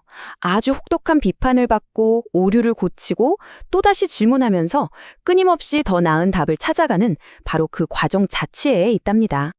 자, 여기 하나의 연구 논문이 있습니다. 세상에 나오기 위한 첫 번째 관문에 섰죠. 바로 동료 심사위원들의 날카로운 피드백이었습니다. 이건 뭐랄까 이 연구의 기초가 튼튼한지 확인하는 첫 번째 스트레스 테스트 같은 거였어요. 이 비판의 핵심이 정말 흥미롭습니다. 심사위원들이 한마디로 이렇게 말한 거예요. 아이디어는 좋은데요. 고작 30명 데리고 실험해놓고 이렇게 큰 결론을 내리면 어떡합니까? 증거가 너무 약해요. 그렇죠. 과학에서는 주장의 크기랑 증거의 크기가 비례해야 하거든요. 작은 증거로 너무 큰 이야기를 하면 안 되는 거죠. 여기서부터 이 연구자들의 진짜 실력이 드러납니다. 보통 이런 지적을 받으면 방어적으로 나오기 쉽잖아요. 그런데 이 팀은 달랐어요. 비판을 정면으로 받아들이고 이걸 기회 삼아 연구를 완전히 재구성하는 길을 택했습니다. 이게 바로 우리가 말하는 지적 정직성이라는 겁니다. 자, 이 변화를 한번 보세요. 이게 모두 걸 말해줍니다. 원래는 자신들의 연구가 뭔가를 확증했다, 즉 증명했다고 주장했었죠. 하지만 이제는 그게 아니라 이건 초기 단계의 파일럿 연구고 앞으로 더 큰 연구를 위한 가설을 만들어내는 증거라고 솔직하게 인정한 겁니다. 이건 후퇴가 아니에요. 오히려 증거의 수준에 맞게 주장을 정직하게 바로잡는 훨씬 더 과학적인 태도죠. 그리고 이게 그냥 말로만 끝난 게 아니에요. 아주 체계적으로 연구의 기초를 다졌습니다. 첫째, 연구의 성격을 명확히 제정했고요. 둘째, 실험 과정을 누가 봐도 알 수 있게 투명성을 확 높였습니다. 셋째, 우리 연구는 이런 한계가 있다고 솔직하게 인정했죠. 그리고 마지막으로 가장 중요한 것, 이 비판을 발판 삼아서 앞으로 어떤 연구를 더 할 건지 구체적인 청사진까지 제시했어요. 정말 멋지죠? 하지만 여기서 끝이 아니었습니다. 첫 번째 도전을 잘 넘겼나 싶었는데 훨씬 더 깊고 복잡한 두 번째 비판이 날아왔어요. 이번엔 논문의 핵심적인 이론 그 자체를 건드리는 훨씬 더 근본적인 질문이었습니다. 판이 더 커진 거죠. 이 두 번째 비판을 이해하려면 AI 언러닝이 뭔지 잠깐 알아야 해요. 어려운 개념은 아니고요. 말 그대로 AI가 이미 배운 데이터를 까먹게 만드는 기술입니다. 예를 들어서 AI가 제 개인정보를 학습했다면 그거 잊어버려! 라고 명령해서 깨끗하게 지우는 거죠. 개인정보 보호 때문에 요즘 정말 중요해진 기술이에요. 두 번째 비판의 핵심은 이거였습니다. 당신들이 AI가 데이터를 잊었는지 확인하는 방법, 그거 정말 믿을만한가요? 요즘 이 분야에서 이런저런 허점이 발견되고 있는데 당신들의 방법론은 그런 최신 문제들을 다 견뎌낼 만큼 튼튼합니까? 한마디로 방법론 자체가 너무 취약한 거 아니냐는 아주 날카로운 지적이었죠. 자, 이렇게 깊은 비판에 연구자들은 어떻게 대응했을까요? 놀랍게도 이걸 전부 흡수해서 훨씬 더 정교하고 강력한 모델을 만들어냅니다. 저는 이 부분이 이 이야기의 하이라이트라고 생각해요. 이 부분을 보세요. 정말 기가 막힌 발상의 전환입니다. 연구자들은 AI가 데이터를 완벽하게 잊었다는 사실상 증명하기 불가능한 목표를 포기했어요. 대신 AI가 특정 데이터로부터 우리가 감사하고 확인할 수 있을 만큼 충분히 멀어졌다는 훨씬 현실적이고 검증 가능한 목표로 바꾼 겁니다. 완벽함이라는 신기루를 쫓는 대신 측정 가능한 신뢰를 쌓기로 한 거죠. 그럼 이걸 어떻게 증명했을까요? 바로 통합 감사관 모델이라는 아주 똑똑한 시스템을 만들었습니다. 마치 여러 분야의 전문가들이 팀을 이뤄서 AI를 다각도로 검사하는 것과 같아요. 먼저 특정 질문을 던져서 AI의 행동이 어떻게 변했는지 보고요. 그러면서도 원래 해야 할 일은 잘하는지, 유용성도 확인합니다. 심지어 일부러 이상한 데이터를 줘서 얼마나 잘 버티는지 견고성도 테스트하고요. 마지막으로 정보의 출처까지 추적해서 데이터의 흔적이 남았는지 샅샅이 뒤지는 겁니다. 하나의 완벽한 테스트가 아니라 여러 개의 불완전하지만 서로를 보완하는 테스트를 합쳐서 훨씬 덜 믿을 수 있는 결론을 내린 거죠. 자, 지금까지의 여정을 한번 돌아볼까요? 한편의 드라마 같지 않나요? 이 과정을 통해 우리는 과학이 어떻게 앞으로 나아가는지에 대한 아주 중요한 교훈을 얻을 수 있습니다. 그건 바로 경청과 대화의 힘입니다. 우리가 여기서 얻어야 할 가장 중요한 메시지는 이거예요. 좋은 과학이란 처음부터 완벽한 답을 내놓는 게 아니라 비판을 통해 실수를 바로잡고 더 단단해질 수 있는 과정 그 자체라는 것. 비판에 피하는 게 아니라 오히려 환영하고 그걸 통해 더 나은 지식을 함께 쌓아 올리는 것. 이것이야말로 과학을 움직이는 심장입니다. 오늘 우리가 함께 살펴본 이 이야기는 단순히 과학기에만 해당하는 건 아닐 겁니다. 무엇든지 빠르고 즉각적인 답을 원하는 세상이잖아요. 이런 세상에서 한 걸음 물러서서 질문하고 비판하고 또 함께 더 나은 답을 만들어가는 이 느리고 사려 깊은 대화의 가치는 과연 무엇일까요? 우리 모두 한 번쯤 생각해 볼 만한 질문인 것 같습니다. 여러분, 과학하면 어떤 이미지가 떠오르세요? 뭔가 딱 정해진 정답이 적혀 있는 두꺼운 책 같은 느낌인가요? 사실 과학은요, 그런 정적인 게 아니라 계속해서 고쳐 쓰고 덧붙여 쓰는 살아있는 이야기와 훨씬 더 가깝습니다. 오늘은 바로 그 지점, 과학적 발견이 어떻게 서로의 비판을 통해서 더 단단해지고 신뢰를 얻게 되는지 그 아주 역동적인 과정을 함께 들여다보려고 합니다. 자, 이런 질문으로 한번 시작해 볼까요? 어떤 과학 연구가 정말 혹독한 비판에 직면했어요. 그럼 이건 그 연구가 실패했다는 뜻일까요? 언뜻 보면 저 연구는 망했네 라고 생각할 수도 있죠. 하지만요, 오늘 저희가 볼 건 좀 다릅니다. 비판이야말로 과학을 퇴보시키는 게 아니라 오히려 앞으로 나아가게 하는 가장 중요한 엔진일 수 있다는 것. 그걸 두 가지 사례를 통해 발견하게 되실 겁니다. 좋습니다. 그럼 첫 번째 사례부터 바로 한번 살펴볼까요? AI 복제인간에 대한 사람들의 인식을 다룬 한 연구인데요. 여기서 비평가들이 아주 중요한 질문 하나를 던졌습니다. 바로 그래서 이 실험이 얼마나 현실적인데 하는 문제였죠. 바로 이게 비평가들의 핵심 지적이었습니다. 생태학적 타당성이 제한적이다. 말이 좀 어렵죠? 쉽게 말해 연구에서 사용된 가상 시나리오가 우리가 진짜 삶에서 겪는 상호작용을 제대로 반영하지 못한다는 뜻이에요. 그럼 이 생태학적 타당성, 이게 정확히 뭘까요? 생태학적 타당성이라는 건요, 아주 간단해요. 연구실에서 나온 결과가 과연 현실 세계에서도 똑같이 적용될 수 있느냐, 바로 그 정도를 말하는 겁니다. 예를 들어 운전 시뮬레이터로 열심히 연습하는 거랑 실제 복잡한 고속도로를 달리는 건 전혀 다르잖아요. 시뮬레이터가 물론 유용하지만 실제 도로의 모든 예측 불가능한 변수까지 담아내진 못하죠. 바로 그 차이라고 생각하시면 됩니다. 그러니까 문제가 뭐냐면 이 연구는 아주 잘 통제된 실험실 안에서 진행됐다는 거예요. 하지만 사람들이 AI 복제 인간을 진짜 내 일상에서, 내 집에서 마주했을 때의 반응은 그냥 실험실 책상에 앉아서 설문지에 답할 때와는 전혀 다를 수 있겠죠. 비평가들이 바로 이 지점을 날카롭게 파고든 겁니다. 자, 그럼 이런 날카로운 비판을 받은 연구자들은 어떻게 했을까요? 에이, 망했다 하고 포기했을까요? 아니죠. 그들은 이 피드백을 연구를 무너뜨리는 공격이 아니라 오히려 더 발전시키는 아주 좋은 기회로 삼았습니다. 어떻게 문제를 해결책으로 바꿨는지 한번 보시죠. 연구팀의 대응이 정말 놀라울 정도로 체계적이었습니다. 첫째, 우리 연구의 범위를 명확히 했어요. 이건 현실에 완벽하게 따라한 게 아닙니다. 라고 솔직하게 선을 그은 거죠. 둘째, 실험 순서 때문에 생길 수 있는 편향을 막기 위해 어떤 노력을 했는지 아주 투명하게 다 공개했고요. 셋째, 결과의 한계를 인정하면서 주장의 수위를 조절했습니다. 그리고 마지막으로 바로 그 비판을 수용해서 앞으로는 실제 환경과 더 비슷한 후속 연구를 계획하겠습니다. 라고 약속까지 했어요. 야, 정말 비판을 성장의 발판으로 삼는 과학의 가장 이상적인 모습을 보여주지 않나요? 자, 첫 번째 사례가 연구를 현실 세계와 어떻게 연결할까? 이 문제였다면요. 두 번째 사례는 좀 결이 다릅니다. 이건 연구 내부의 증명에 대한 아주 근본적인 질문이에요. AI가 특정 정보를 잊도록 만들었다고 칩시다. 그걸 대체 어떻게 증명할 수 있을까요? 비평가들이 바로 이 부분을 지적했어요. AI가 뭔가를 정말로 잊었는지 평가하는 현재의 방법들 자체가 얼마나 허술한지에 대한 논의가 부족했다는 거죠. 와, 이거 진짜 어려운 문제입니다. 여러분 한번 상상해 보세요. 친구한테 비밀을 딱 말해주고 나서 야, 이거 지금 당장 잊어버려 라고 했어요. 그럼 그 친구가 진짜로 잊었는지 우리가 어떻게 알 수 있을까요? 머릿속에 들어가 볼 수도 없고요. AI의 언러닝 문제가 바로 이런 겁니다. 이 비유 정말 문제의 핵심을 기가 막히게 보여주죠.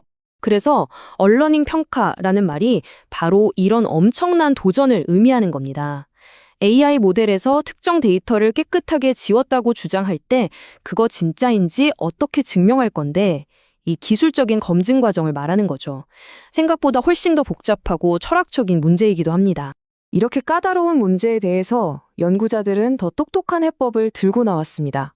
그냥 우리 AI는 다 잊었어요 라고 주장하는 데서 끝나는 게 아니라 그 과정을 투명하게 증명하는 쪽으로 접근법을 완전히 틀어버린 거죠. 이걸 보시면 그 변화가 확 느껴지실 거예요. 처음에는 완벽하게 싹 다 잊었다 이렇게 좀 자신만만하게 주장했다면 수정한 다음에는 훨씬 더 조심스럽고 엄밀해졌죠. AI의 반응이 데이터를 배우기 전과 비교했을 때 우리가 측정할 수 있는 범위 안에서 확실히 달라졌다는 걸 보여드리겠습니다. 어때요? 훨씬 더 과학적이고 신뢰가 가죠. 그러니까 더 믿을 수 있는 시스템을 만들려고 일종의 2중, 3중 잠금 장치를 건 거예요.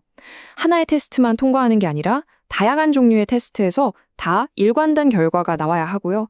심지어 외부의 독립적인 도구로 또 검증을 거칩니다. 그리고 마지막으로 이런 개별적인 신호들을 다 모아서 종합적으로 판단하는 감사 모델이라는 것까지 만들었어요. 이렇게 여러 겹으로 검증을 하니까 신뢰도가 확 올라갈 수밖에 없겠죠. 자, 이제 이 두 가지 사례를 묶어서 한번 큰 그림을 그려볼 시간입니다. 우리가 지금까지 본 이 복잡하고 때로는 지루해 보이기까지 한 과정들이 도대체 왜 중요한 걸까요? 그 목표는 딱 하나입니다. 바로 믿을 수 있는 과학을 만들기 위해서죠. 이게 바로 오늘 이야기의 가장 중요한 핵심 메시지입니다. 연구자들이 비판을 받고 어떨 땐 얼굴이 화끈거리기도 하면서 인정하고 또 개선하고 이 치열한 줄다리기가 결코 실패가 아니라는 겁니다. 오히려 이런 과정을 거치면서 과학이라는 지식 체계가 불순물은 걸러지고 더 순수하고 단단해지는 거죠. 결국 이 두 사례가 뭘 보여주냐면요.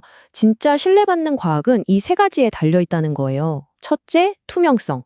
우리 연구의 한계는 여기까지입니다. 라고 솔직하게 인정하는 거죠. 둘째, 엄밀함. 그냥 주장만 하는 게 아니라 더 깐깐한 방법으로 스스로를 증명하는 거고요. 마지막으로 협력. 동료들의 날카로운 비판을 성장의 동력으로 삼는 겁니다. 마지막으로 이 질문을 한번 여러분께 던져보면서 오늘 이야기를 마무리할까 합니다. 우리가 앞으로 어떤 과학적인 주장을 딱 마주쳤을 때요. 그냥 이거 맞아? 라고 묻기보다 이 결론이 나오기까지 어떤 검증 과정을 거쳤지? 라고 질문을 바꿔보는 건 어떨까요? 어쩌면 그 과정에 대한 질문이야말로 우리가 진짜와 가짜를 구별하는 가장 강력한 무기가 될지도 모릅니다. 한 번쯤 꼭 생각해 보셨으면 좋겠습니다. 안녕하세요. 우리가 그냥 사실이라고 믿는 것들 있잖아요. 근데 그런 아이디어들이 처음부터 완벽했을까요? 오늘은 어떤 아이디어가 어떻게 단단한 지식이 되는지 그 보이지 않는 과정을 한번 들여다보려고 합니다. 자, 그럼 질문을 한번 던져볼게요. 그냥 이거 재밌는데? 하는 아이디어가 어떻게 우리 모두가 이건 믿을만해 라고 말하는 사실이 되는 걸까요? 이게 오늘 우리가 함께 풀어볼 진짜 중요한 질문입니다. 그 비밀은요, 놀랍게도 비판에 어떻게 반응하느냐에 달려 있어요. 그러니까 처음부터 완벽한 아이디어를 내놓는 게 중요한 게 아니라는 거죠. 오히려 비판을 받았을 때 그걸 어떻게 보완하고 더 튼튼하게 만드느냐, 바로 거기에 핵심이 있습니다. 이런 과정은 과학계에서는 동료 심사라고 불러요. 피어 리뷰라고 하죠. 이건 뭐랄까, 새로운 연구 결과가 세상에 나오기 전에 거치는 아주 혹독한 스트레스 테스트 같은 거예요. 건물을 짓기 전에 설계도를 수십 번 뜯어보는 것처럼 아이디어를 아주 탈탈 터는 과정이라고 보시면 됩니다. 자, 그럼 구체적인 예시를 한번 볼까요? 훨씬 더 재밌을 거예요. 먼저 인간 심리학 분야에서 나온 아주 흥미로운 사례를 하나 가져왔습니다. 나라는 존재, 즉 개인의 정체성에 대한 아주 도발적인 질문을 던지는 실험이에요. 자, 실험 내용이 정말 기가 막힙니다. 참가자들한테 이런 질문을 던진 거예요. 둘 중에 누가 더 당신 자신이라고 생각하세요? 첫 번째 선택지는 나와 DNA는 똑같지만 평생 다른 환경에서 살아온 쌍둥이. 두 번째는 피 한 방울 안 섞였지만 내 모든 기억, 경험을 완벽하게 복제한 AI. 와, 여러분이라면 어떠세요? 진짜 어려운 질문이죠? 결과 자체는 진짜 흥미로웠어요. 하지만 이제 진짜 과학의 과정이 시작됩니다. 바로 검증의 시간이죠. 다른 과학자들이 이 연구를 보더니 이거 재밌긴 한데 증거가 좀 약한 거 아니야? 하고 문제 제기를 한 겁니다. 근데 여기서 이 연구자들의 반응이 정말 대단했어요. 보통은 내 연구가 맞다, 이렇게 방어하기 마련인데 이 사람들은 그러지 않았어요. 오히려 맞습니다. 저희 연구에 이런 한계가 있었습니다. 그래서 이렇게 보완해서 더 강력한 연구를 하겠습니다. 라고 계획을 발표한 거죠. 바로 이게 핵심이에요. 이게 진짜 과학적인 태도죠. 그래서 이 연구를 어떻게 업그레이드했는지 한번 보세요. 정말 체계적이에요. 첫 번째, 사전 등록. 이건 뭐냐면 데이터를 모으기도 전에 우리 이렇게 연구할 겁니다 하고 계획을 전부 공개해버리는 거예요. 나중에 결과를 자기 입맛에 맞게 바꾸지 못하게 해요. 투명하죠? 두 번째, 통계 분석도 훨씬 깊게 들어갔어요. 그냥 효과가 있다 없다가 아니라 효과가 얼마나 큰지, 얼마나 불확실한지까지 전부 보여준 거죠. 세 번째, 참가자들이 실험 내용을 진짜 제대로 이해했는지 확인하는 절차도 넣었고요. 네 번째, 사실 처음 연구는 30명으로 한 작은 연구였다고 솔직하게 인정하고 다음엔 더 크고 다양한 사람들을 대상으로 하겠다고 약속했어요. 마지막으로 이게 진짜 중요한데 사람들이 쌍둥이랑 AI를 비교하면서 답을 고르지 않도록 아예 어떤 그룹은 쌍둥이 얘기만, 다른 그룹은 AI 얘기만 듣게 실험 설계를 바꿨어요. 어때요? 그냥 봐도 훨씬 단단해졌죠? 자, 그럼 이제 완전히 다른 분야로 한번 넘어가 볼게요. 인간 심리학에서 이번엔 최첨단은 AI 기술로요. 분야는 전혀 다르지만 문제를 해결하는 방식이 얼마나 비슷한지 보시면 깜짝 놀라실 겁니다. 여기서 다룰 개념은 머신 어러닝, 우리말로는 기계학습 제거라는 거예요. 이름 그대로 AI가 한번 배운 걸 잊게 만드는 기술입니다. 이게 왜 중요하냐면 생각해보세요. 우리가 어떤 서비스에 내 정보 지워주세요라고 요청하면 그 회사의 AI도 내 정보를 머릿속에서 깨끗하게 지워야 하잖아요. 근데 이게 기술적으로는 정말 어려운 일이거든요. 바로 여기서 문제가 생깁니다. AI가 뭔가를 진짜로 잊었는지 우리가 어떻게 100% 확신할 수 있을까요? 없는 걸 증명해야 하는 거잖아요. 게다가 AI가 되게 똑똑해서 그냥 웬만한 테스트로는 잊은 척 연기를 할 수도 있거든요. 그래서 또다시 비판이 들어옵니다. 다른 전문가들이 야, 그거 테스트 하나 돌려보고 다 잊었다고 어떻게 장담해? 그 테스트 허점 있는 거 다 아는데? 이렇게 지적한 거죠. 겉으로는 괜찮아 보여도 어딘가에 데이터의 잔상이 남아있을 수 있다는 거예요. 자, 여기서 또 한 번 연구자들의 멋진 대응이 나옵니다. 이들도 완벽한 테스트 하나를 찾으려고 하지 않았어요. 그런 마법 같은 해결책은 없다는 걸 인정한 거죠. 대신 이들이 내놓은 해결책은 뭐였냐면 바로 그물망을 만드는 거였어요. 하나의 테스트가 아니라 서로의 약점을 보완해주는 여러 개의 테스트를 촘촘하게 엮는 거죠. 예를 들면 일부러 AI를 막 꼬드겨서 잊어버린 정보를 뱉어내게 만들어 보기도 하고, 또 중요한 정보를 잊었다고 다른 멀쩡한 기능까지 바보가 되진 않았는지 확인도 하고요. 심지어 외부 도구를 써서 이거 그냥 옛날 AI 복사해서 이름만 바꾼 거 아니야? 하고 출처까지 확인해요. 이렇게 여러 각도에서 계속 찔러보는 거죠. 하나는 속여도 이 모든 걸 다 속이긴 어렵게 만드는 겁니다. 자, 지금까지 우리 두 가지 사례를 봤죠. 하나는 인간의 마음, 다른 하나는 인공지능의 기억. 전혀 달라 보이는데 이제 이 둘을 합쳐볼 시간입니다. 여기서 진짜 중요한 포인트가 드러나요.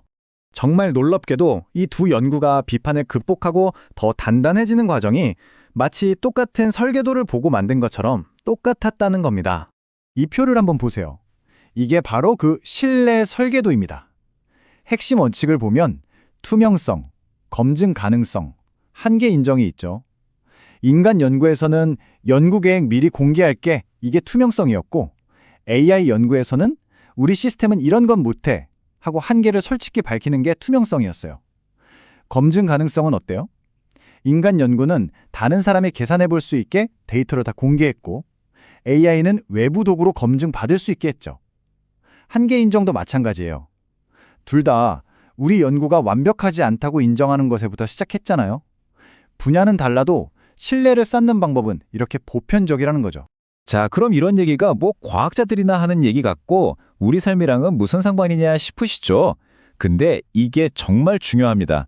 바로 이 지루하고 까다롭고 눈에 보이지도 않는 과정이 있기 때문에 우리가 약을 믿고 먹을 수 있는 거고, 새로 나온 기술을 안심하고 쓸 수 있는 거예요. 여러분 주머니 속에 있는 스마트폰, AI까지도요.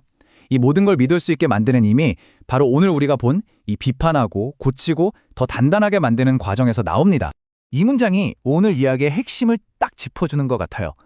목표는 완벽을 주장하는 게 아니라 제한적이고 감사 가능한 결과를 만드는 것이다. 진짜 신뢰는 우린 모든 걸 할 수 있어가 아니라 우리는 여기까지는 확실하게 증명할 수 있어 라고 솔직하게 말하는 데서 나온다는 거죠. 그래서 오늘 내용을 마무리하면서 여러분께 질문 하나를 남기고 싶어요. 앞으로 뉴스든 광고든 어떤 주장을 접했을 때 그냥 와, 신기하다 하고 넘어가는 게 아니라 잠깐, 근데 그거 어떻게 확인했지? 하고 그 과정을 한 번쯤 생각해 보는 거예요. 어떠세요? 훨씬 더 현명하게 세상을 볼 수 있지 않을까요? 만약 AI가 한 번 내온 나쁜 기억을 절대 잊지 못한다면 어떨까요? 이걸 정말로 잊게 만들 방법은 있을까요? 오늘 바로 그 잊지 못하는 AI의 위험성, 그리고 그 해결책에 대해 한번 깊게 파고들어 보겠습니다. 자, 그럼 시작부터 아주 근본적인 질문 하나 던져볼게요. AI가 뭔가를 정말로 완전히 잊었다는 걸 대체 어떻게 증명할 수 있을까요? 이게 그냥 삭제 버튼 누르는 거랑은 차원이 다른 문제거든요. 정말 까다로운 문제예요. 이해하기 쉽게 비유를 한번 들어볼까요? 우리 컴퓨터 파일은 그냥 휴지통 비우면 끝이잖아요? 깔끔하죠? 근데 AI의 기억은 그게 아니에요. 마치 우리 뇌의 신경망처럼 복잡하게 얽혀 있는데 그 어딘가에 기억의 흔적이 희미하게 남아있다면요? 이게 진짜 사라진 걸까요? 아니면 그냥 잠깐 숨어 있는 걸까요? 확신할 수 없죠. 바로 이 불확실성, 이게 오늘 이야기의 핵심입니다. 그래서 사람들이 이 문제를 어떻게든 해결해 보려고 아이디어를 냈습니다. 그 첫 번째 시도가 바로 CIB라는 개념이에요. CIB, 좀 어렵게 들리는데 연속성 중단 및 파괴라고 해요. 말 그대로 문제가 생긴 AI의 연속성을 딱 끊어버리자는 거죠. 일종의 깨끗한 새 출발을 시켜주자는 아이디어였어요. AI를 싹 리셋해서 이전과는 완전히 다른 새로운 버전으로 만들자는 거니까요. 의도 자체는 정말 좋았죠. 하지만 이 좋은 의도에는 아주 결정적인 치명적인 결함이 있었습니다.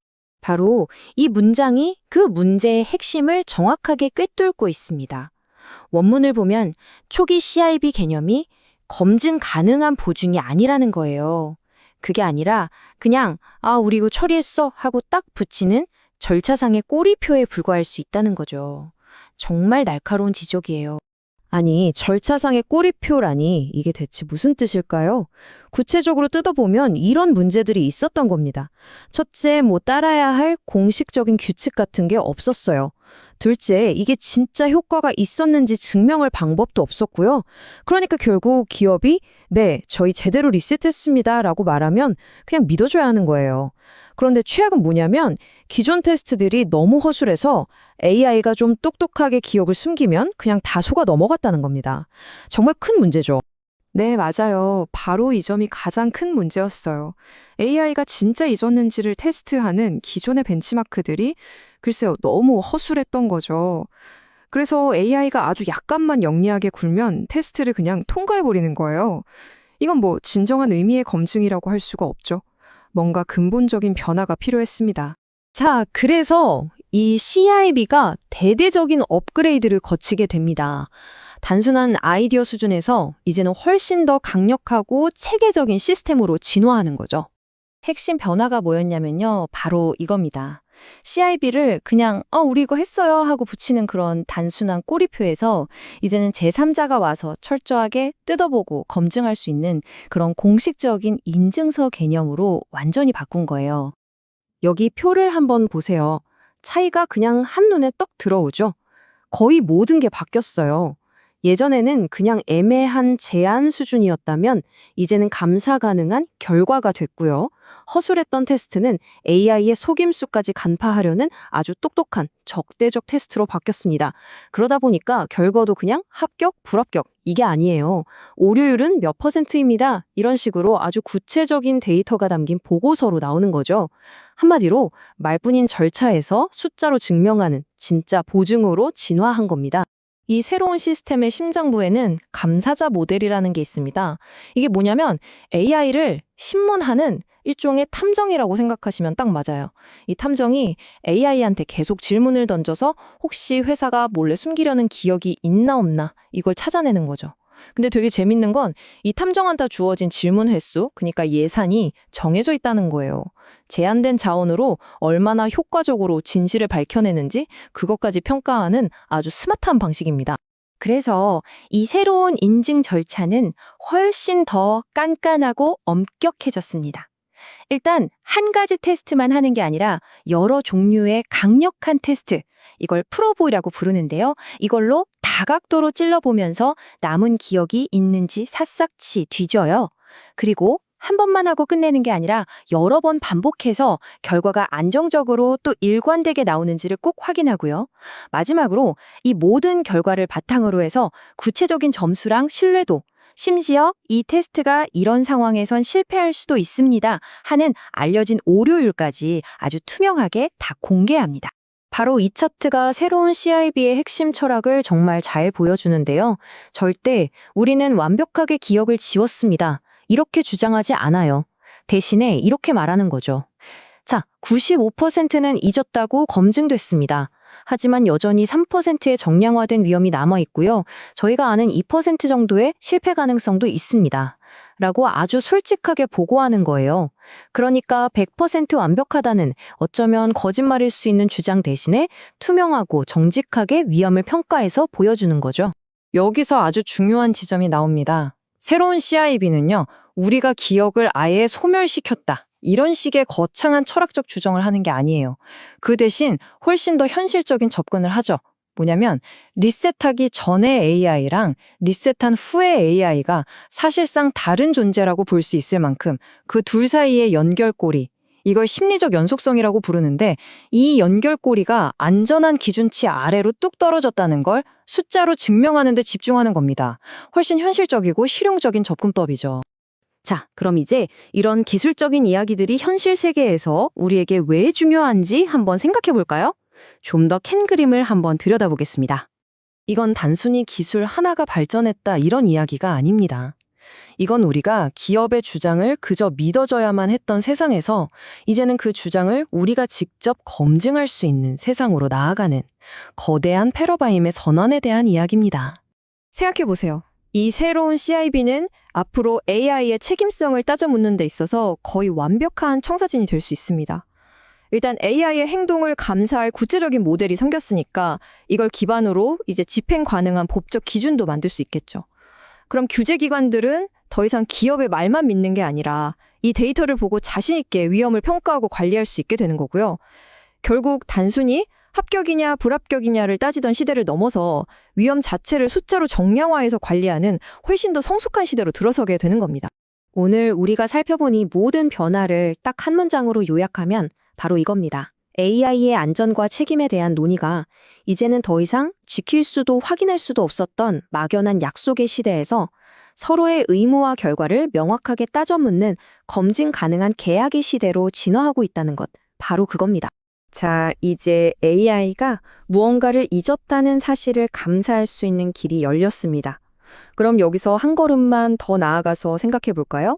그렇다면 여러분, 우리는 AI에게 또 무엇을 투명하게 보여달라고 요구해야 할까요? AI가 학습한 데이터의 편향성은요? AI가 내리는 의사결정 과정은요? 어쩌면 오늘 우리가 살펴본 이 방법론이 바로 그 모든 질문에 대한 답을 찾아가는 아주 중요한 첫걸음이 될지도 모릅니다.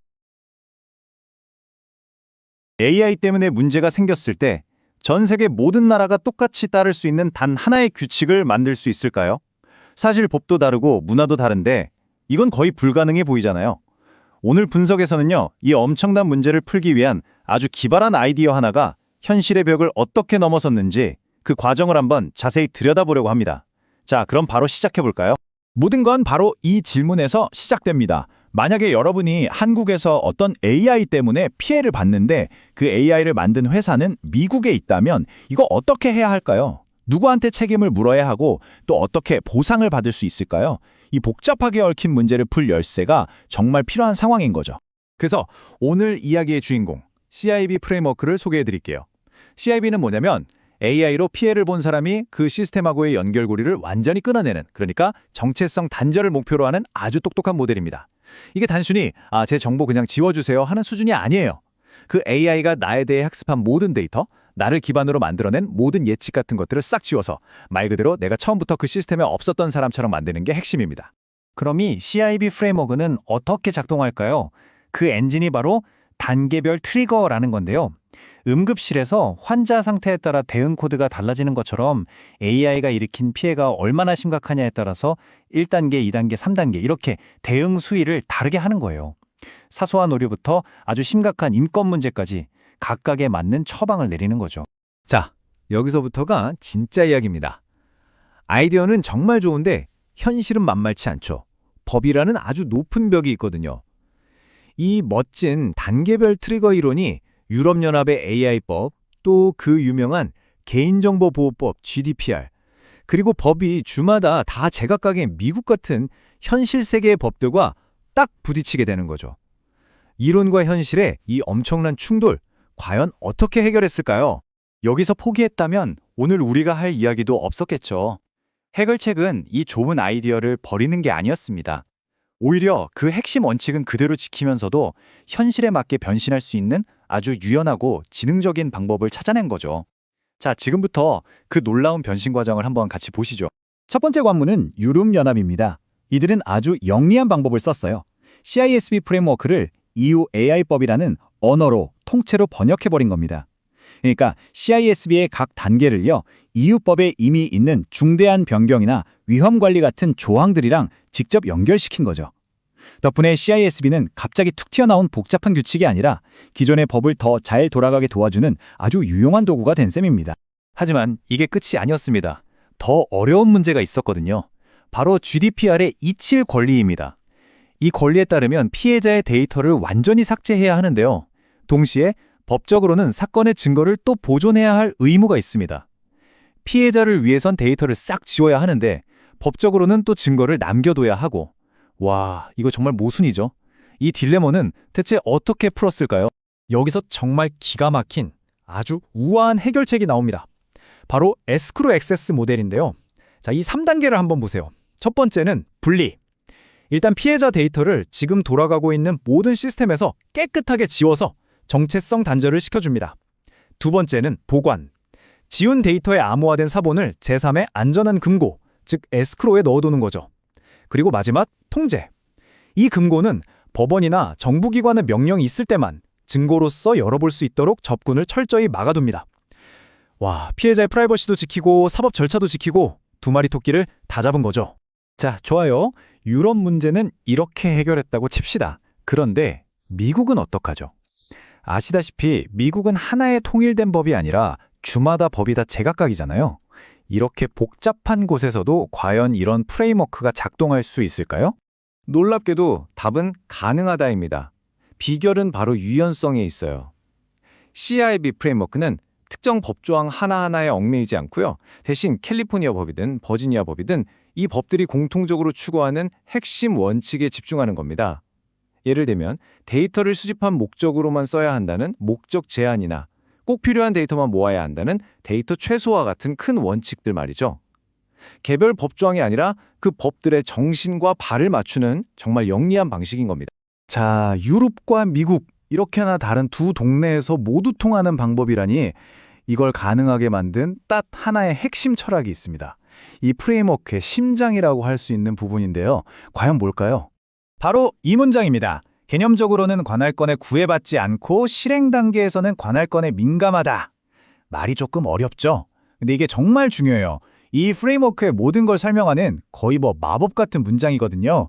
잠시만 이 말을 곱씹어 볼 필요가 있습니다. 자, 이 슬라이드를 보시면 그 어려운 말이 무슨 뜻인지 확 와닿으실 겁니다. 이걸 마스터 키 원칙이라고 부를 수 있겠는데요. 우리가 해외여행 갈 때 쓰는 만능 어댑터, 그거 생각하시면 쉬워요. 피해자의 존엄성을 보호해야 한다. 그리고 완전한 정체성 단절을 이뤄내야 한다는 이 핵심 뼈대는 절대 안 바뀝니다. 이건 전 세계 공통이죠.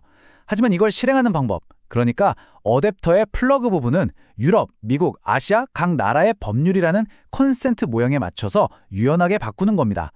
핵심은 지키고 방법은 맞춘다. 바로 이거죠.